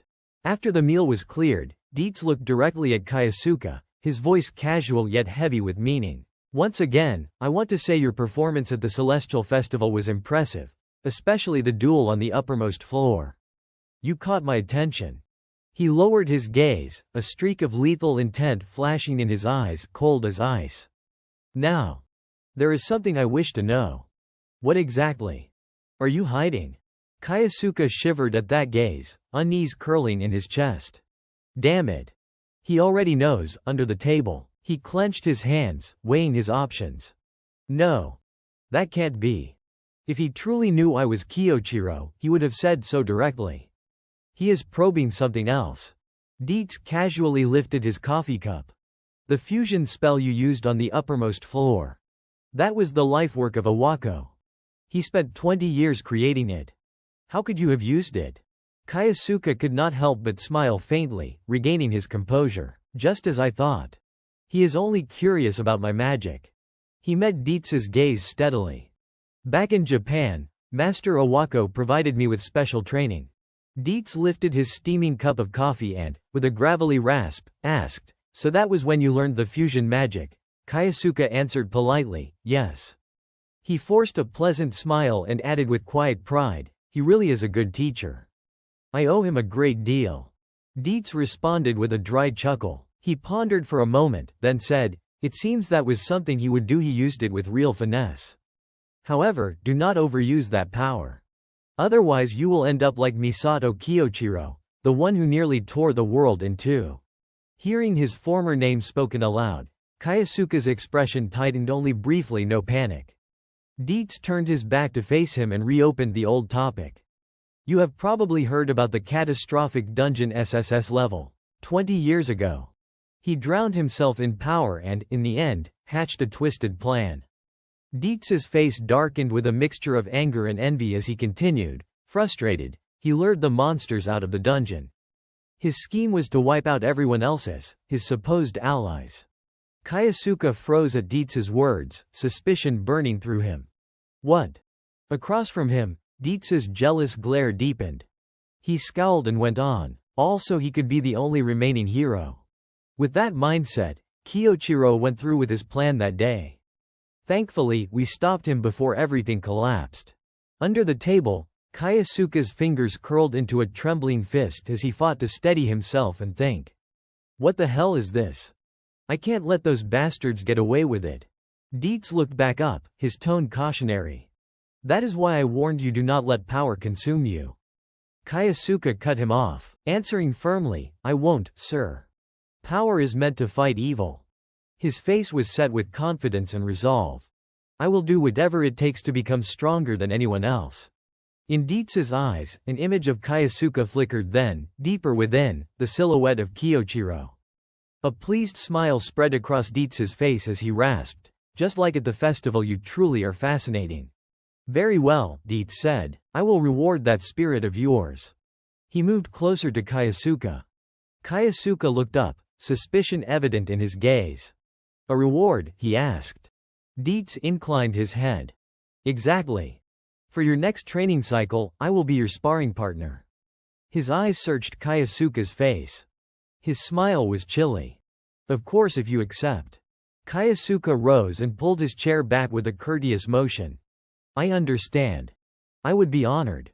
The two men locked eyes for a long, taut moment. Night fell and stars pricked the sky as people moved along familiar streets. Kyosuke's face was hard and cold. As he walked, he brooded, Ingolf, this is the best prize I could hope for. Just wait. I will crush you with everything I have got, and settle the grudge I have carried for 20 years. The regular training day for the special class. In the school, along the corridor that led to the training classrooms, a group of soldiers strolled and chatted idly. Hey, today's the scheduled training day, right, for the special class? One of them asked, casually slinging a book over his shoulder. I am so jealous. They get to meet Lord Ingolf, wish he would train me too. Before the other could finish, he felt a cold presence behind him and shivered, glancing back. Kyosuke sat on a bench, eyes full of lethal intent, glaring at the speaker. The two blanched. The second boy stammered, trembling, let us go. The other replied with a panicked and they fled in a flurry, leaving Kyosuke alone, his face expressionless as he murmured, Ingolf. Finally, I can settle this debt, he thought. He promised to spar with me today's training. Maybe he only intends to teach a curious kid a lesson, but not me. I will utterly crush him, and make him regret betraying me 20 years ago. At the school's training grounds, a rasping voice cut through the air. All right, regular training begins now. May I welcome Lord Ingolf. As soon as the words fell, a figure slowly stepped into view. Dietz walked forward, casually watching the soldiers' reactions. Kyosuke's gaze tightened. He stayed calm and thought, there he is. Dietz took a few steps and addressed them in a measured tone. I trust you, the Academy's finest students train each day to sharpen your skills. But observation is training too. So today, I will warm things up with a sparring match. He waved away any nervousness. No need to worry, I have already chosen my opponent. Dietz fixed Kyosuke with a cool look and, with a faint smile, called him. Aside, Kyosuke stepped forward. In an instant, Mateo was sitting bolt upright in the stands, eyes wide. Holy no way. Worth skipping class for, my master is actually sparring with Lord Ingolf. He noticed someone below and frowned, thinking, that girl was at the Celestial Festival too. Mateo rubbed his nose, flushed, and muttered, I see things between my master and her must be going well. Down below, Sayuki shivered, folding her arms and falling quiet. I feel strange eyes on me. But whatever. Let us see what the 5-star saint does. He is hailed as the world's hero. Facing an opponent like this, Dietz's long robe fluttered as he lowered his voice. Now let us begin. Kyosuke's eyes narrowed with steady judgment. Ingolf is one of the toughest among the 5-star saints. He is on a completely different tier from Awako or Lei, but the one who'll kneel today will be you. Seeing Kyosuke ready, Dietz tightened his grip and unleashed his power, announcing, I will strike first. Power pooled into his hand and then his arm whipped forward in a blistering arc. A thunderous crack split the air as the blow drove straight for the target. Kyosuke reflexively raised his hand to evade. The nearby soldiers jumped back, murmuring in alarm, what magic-infused fighting? Even Sayuki instinctively lifted her hand, thinking, no, just the shockwave from that punch already tore through the air. Kyosuke dropped low to the ground and expelled power from every fiber of his body, a contemptuous snort escaping him as he assessed the move. So he is using strengthening body techniques. I will counter with earth magic. Stone and soil on the arena floor surged up as if alive, launching themselves straight into Dietz's spell. Dietz's face remained composed, power still coalescing in his hand. He watched Kyosuke with a hint of approval. You blocked it, he observed. Kyosuke rose slowly, brushing grit from his trousers with a cold half-smile. So that was strengthening body techniques. No wonder that blow carried so much force. He glanced down at the chunk of rock he would use to parry. Thinking, it took everything I had to stop it with reinforced stone. That strike was insane. Dietz let out a short, harsh laugh. You are mistaken, he replied with a scoff, tugging at the hem of his robe. Kayasuka's jaw tightened. His eyes fixed on him. In Dietz's palm, a golden-hued orb of power formed. Now this is what I will use, he said coldly, and hurled the sphere straight at his opponent. Kayasuka's face snapped into alertness. He leapt away from the flaming orb as it closed in. Dietz unleashed one fiery sphere after another, a relentless barrage of spells that forced Kayasuka to scramble and dodge. The magical onslaught left him struggling to stay on the defensive. From the stands, Mateo's brow furrowed with worry. No master is being pushed back. What sort of attack is this? On the sidelines, Dietz's expression brightened. He assumed a guarded stance and rasped, trying to escape with wind magic. Are you? You have got sharp instincts, but this fight is not over. With that he poured forth his strongest magical force and threw it at Kayasuka. The incoming orb closed rapidly. Kayasuka barely managed to dodge. He clenched his fingers, grinding his teeth as he assessed the situation. With him breaking my rhythm like this, now is no time to hold back. He sprang to his feet. Dietz's features darkened, suspicion flickering across his face. He has recovered already, is he going to counterattack? Sayuki's expression turned grave as she considered the scene. Realization dawning, that is the spell he used at the Celestial Festival, the fusion magic. Kayasuka's eyes brightened, murderous intent flooding them. He wove magic to make the scattered stone shards lift and hurl themselves at the target. Dietz intercepted Kayasuka's assault with speed, his face a terrifying snarl as he bared his teeth and resisted. Suddenly, a thunderous explosion rocked the ground within Kayasuka's sight. A black smoke cloud billowed outward. Dietz dropped to one knee, stunned in place. Kayasuka frowned, lips tightening. The shockwave softened the impact engulfs stronger than he was 20 years ago. Dietz bowed his head and let out a derisive chuckle. A lethal light gleamed in his eyes as he grated, good, very good. I suppose I should not hold anything back. Brilliant power flared from behind him. Kayasuka raised a hand to shield his vision. Calmly, he breathed a single word. Dawn is coming. He stared ahead, a tremendous surge of magical power erupted from Dietz. Dietz looked down at Kayasuka, drew a breath in his expression he did not even recognize washed over him. Continue this battle. He saw Dietz beckon with a taunting curl of his finger. So he has learned that move in the past 20 years, Kayasuka thought, keeping his head cool. He took up a defensive stance. Fine. Let us see how he fights. A light flashed in Kayasuka's eyes. He thrust his hand forward and the ground began to crack and split. He launched his opening move. Dietz frowned and dodged inward, earth magic. His eyes narrowed like knives. This is a wide area strike. You can't avoid it, Kayasuka thought. The ground where Dietz landed buckled and threw him off balance. Seizing the moment, Kayasuka spread his arms and activated the next technique. Once his stance breaks, I will unleash a fusion spell and finish him. A powerful attack followed Kayasuka's intention. Fusion magic. Mateo, watching from the stands, cheered loudly. Nice master just used fusion magic. Sayuki beside him was drawn into the fight, thinking, he is off balance in midair. This is the perfect opening. As predicted, Kayasuka's strike was about to land. No one noticed the faint curl at Dietz's lips. He braced himself and shouted. Kayasuka's action slowed for a few heartbeats. What is he doing? The boulders he would send surged, but Dietz caught them barehanded. Bit by bit, Dietz wrested control of the spiraling stones aimed at him. In a literal tearing motion, he split the attack apart.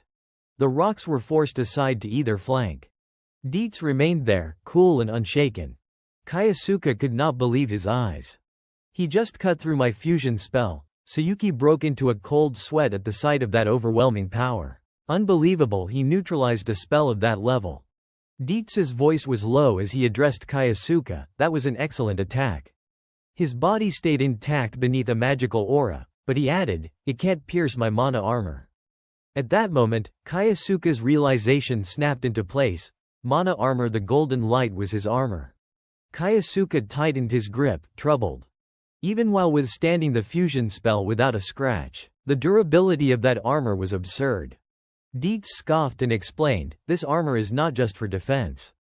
He stepped forward. The armor turned his body into a weapon, blending offense and defense into one, the very essence of his mana armor. With a single swift motion, he lunged forward, a self-satisfied grin on his face. He leapt into the air, fist clenched. Kyosuke had to leap backward to evade. With one strike, Dietz shattered the very ground where Kyosuke had stood moments before. Rocks kept striking Kyosuke mercilessly. Dust took a while to settle. He wiped blood from his cheek and ground his teeth. Damn Ingolf. He is far stronger than he was 20 years ago.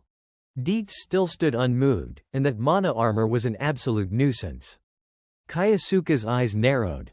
His mind was no longer as calm as before. "I have a way to counter it, but the spell is not finished. I am not sure I can cast it yet." Dietz taunted, "You are not charging me, fine." Then he struck like lightning again. "I will finish this fight." Kyosuke's jaw tightened with fury. "Damn it, I have no other choice." He gripped one hand with the other, grinding his teeth as he funneled power into his palm. Dietz smirked inwardly. He is trying to form something. Does he think that can stop me? Suddenly, the space around Dietz dimmed. He blinked, confused. Seeing Kyosuke strain to continue casting, Dietz narrowed his eyes slyly and swung his right hand, knocking Kyosuke away. Kyosuke could not dodge and took the full blow. Gritting his teeth through the pain, he clicked his tongue in frustration. "As I thought, I still have not mastered it." It took him a moment to steady himself and face Dietz again. At that moment, Dietz relaxed his fist. To Kyosuke's astonishment, Dietz spoke, "Enough." Dietz spoke with casual indifference, "That is more than enough for a sparring match. Today ends here." Yet his words only darkened Kyosuke's expression further, his hands clenching so tightly they trembled. Dietz calmly addressed the other students, "The scheduled training ends here." Dismissed. The students eagerly trailed behind, praising him. "Lord Ingolf, that performance just now was incredible. It really inspires us all," one called out.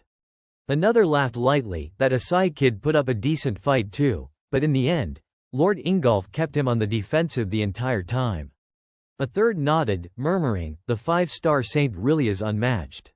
Only Mateo approached Kyosuke to offer some comfort. "Master, you did really well. But if it had been a full fight against Ingolf, no one would blame you," he said gently. Kyosuke did not reply. He simply told himself quietly, "I underestimated him. Right now, I can't beat Ingolf."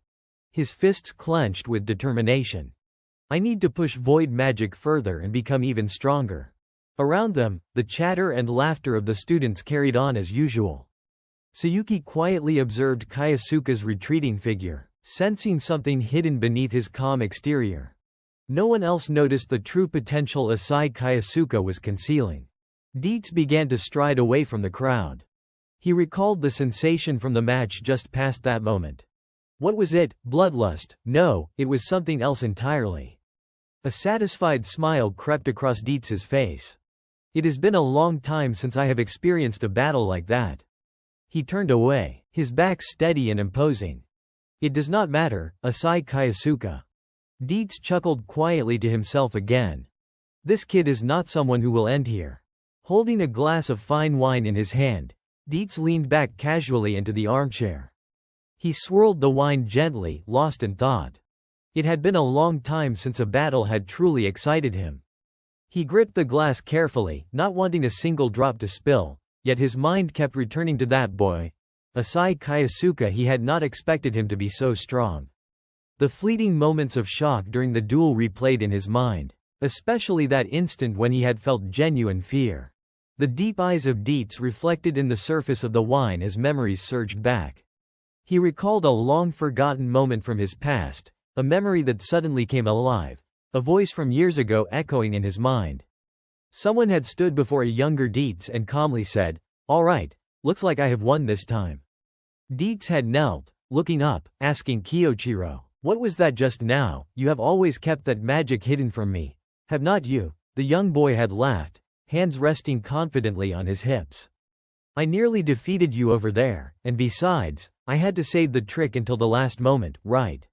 Dietz had sighed silently to himself. He had not changed a bit, always unpredictable, always beyond expectations. As he rose to his full height, he muttered, "So this is why you will always be my eternal rival." Straightening his posture, he had then invited, "One more round, Kyoichiro." Now, sipping the wine, Dietz was lost in reflection. "Damn, this wine is making me nostalgic." His face darkened suddenly, the past tainted and impossible to erase. A sigh escaped him despite his attempts to suppress it, yet the thrill of the memory lingered. He raised the glass to his lips and took a sip, savoring it. Facing an opponent of equal caliber. His eyes glimmered with anticipation. "Then come on, Asai Kyosuke," he murmured. "Let me see what you have got, boy, the future still unknown." Kyosuke, staring into the deep cavern before him, thought, 20 years have passed, yet it is the same as ever. Looks like I can make use of this. His fists clenched tightly. I am not ready to face Ingolf yet. I need to start training from scratch. The entrance exuded an oppressive gloom, the perfect environment for what he had in mind. Step by step, he ventured and sighed. The sheer pressure made each footfall feel unbearably heavy. The cavern's gravity far exceeded that of the outside world. Kyosuke realized why Ingolf's strikes were so devastating. One direct hit and it could be over for him. Raising and lowering his hands, he steeled himself. First, I need to make this body stronger. The thought alone brought a small, grim smile to his lips. Once I can confront him directly, the magic I develop will strike decisively. Before him lay a den teeming with dragons and tigers, thousands of monsters scattered throughout, yet he had only one focus. You wait, Ingolf. Time passed swiftly. 3 days had already gone by. Sayuki, watching the flow of people, pondered quietly. It was strange since that day, Asai Kyosuke had not returned to the dormitory. The black-haired girl wondered where he could have gone. Suddenly, she spotted a figure staggering along after classes. Recognizing him, it was Mateo, looking wilted as if a decaying flower, muttering, "Without master, this is so boring." Her call snapped him partially awake. "Hey." Mateo's eyes widened. "The fangirl of our master," Sayuki internally cursed. "Fangirl, really?" Then she realized the benefit of the assumption. "Perfect. Everyone thinking that works in my favor." "Do you know where Kyosuke is?" she asked. Mateo scratched his head, flustered. "I am not exactly sure, but I heard he went to the eastern forest to train or something." Sayuki narrowed her eyes, thinking. The eastern forest. Could it be? She quickly turned and ran. "Got it, thanks." Mateo waved dumbfoundedly, left standing there, muttering, "Wow, she is enthusiastic." Before long, Sayuki had reached the forest where the hidden dungeon lay, a secluded place deep within the woods. Yes. This is the perfect place for training. She pressed her lips together, questioning silently. But how did he know about this place? He should not have any knowledge of it. A thought flickered across her mind. Could it be? Piece by piece, she seemed to peel away the veil concealing a shocking secret. Her eyes sparkled, sweat running down her cheeks. Asai Kyosuke. He is Misato Kyoichiro. The black-haired girl's mind drifted back to roughly a month ago. Her superior had summoned Sayuki and entrusted her with a covert assignment. She remembered each page of the documents handed to her: investigate anyone who might be Misato Kyoichiro in disguise. And there it was, clear as day in her mind, Asai Kyosuke's name appeared on that list. Her hand tightened over her chest. If he really is Misato Kyoichiro, then Her steps grew heavier with each move, weighed down by the oppressive atmosphere around her. The dungeon's pressure made every breath a labor. She had been here once before for a different mission, and the place was as brutal as she remembered. The tunnel stretched darkly ahead, seemingly endless. Asai Kyosuke. He has been training here. Thankfully, she finally spotted the person she had come for. Kyosuke stood amidst a pile of neatly severed monster corpses. There he is. Yet there was something different about him.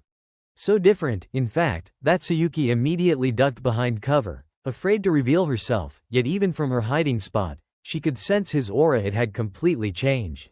Looking around the cavern, panic flared in her chest. All these monsters.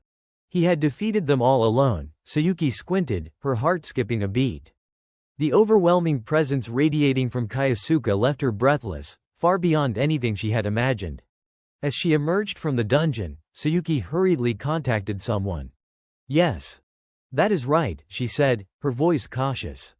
At this rate, he could actually surpass Ingolf. On the other end of the line came an intrigued murmur. What about the possibility that he is Kyoichiro? Sayuki was silent for a moment, then replied, extremely high. A soft chuckle came from the other side. She smiled, a thrill running through her. Just as I suspected. Below her, dozens knelt in submission. Everything was unfolding exactly as the divine plan had intended. Bourgeot spread her arms wide, announcing loudly, everything. Her vivid blue eyes sparkled with exhilaration, fully aware that the course of events was aligning perfectly with destiny.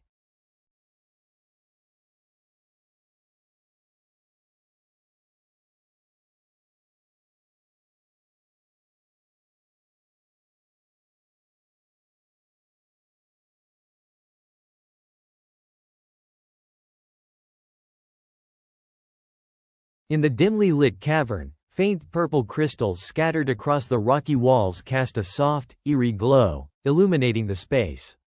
Kyosuke stood beside the body of a fallen dragon, muttering to himself, done. He rubbed his wrist, a pleased grin crossing his face as he concluded, this time. It will reach Ingolf. Meanwhile, in a sleek, modern room, a man was about to leave when his phone suddenly rang from the table. He turned toward it, a flicker of suspicion crossing his mind. Who could it be? It was none other than the five-star saint, Awako Hideki. Without hesitation, Hideki picked up the receiver. Hello. On the other end, a calm middle-aged voice spoke, it is me. Instantly, Hideki recognized the voice Ingolf. Cautiously, he inquired, what is it? Dietz's cold tone carried over the line as he made his request. Though he also had a question, regarding a student named Asai Kyosuke. Hearing this, Hideki's eyes widened in alarm. After a while, he relayed all the information he had. Dietz listened with composed interest and replied simply, I understand. That is everything I wanted to know. Hideki, trembling, stammered, all right. And ended the call, placing the receiver back on the table. Alone, he clutched his head in fear, panic rising like a tide. Ingolf is asking about Asai Kyosuke's past. But I cannot reveal that he is really Kyoichiro. The thought made him want to scream, if I say it. I will die. Meanwhile, Dietz stared thoughtfully at the phone, his expression darkening as he considered, Awako is hiding something, but I can't find any concrete proof. He turned to leave, weighing his next move.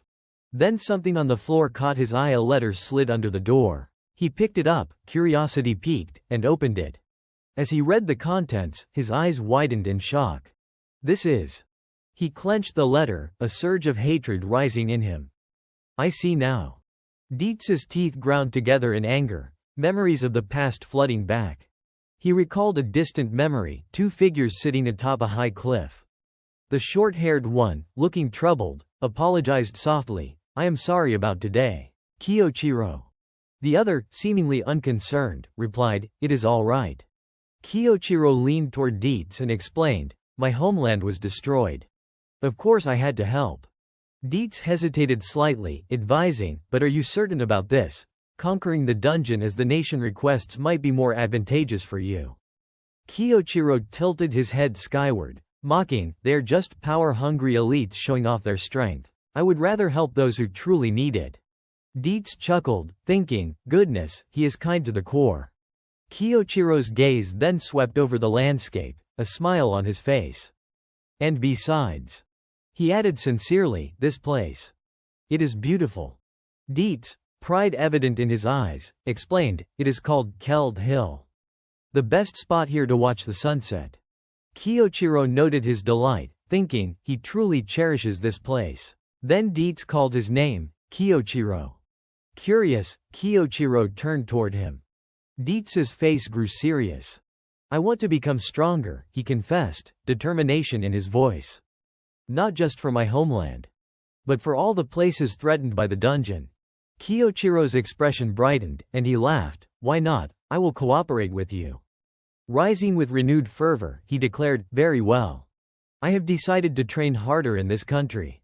Dietz could not help but smile at his enthusiasm. That is the spirit.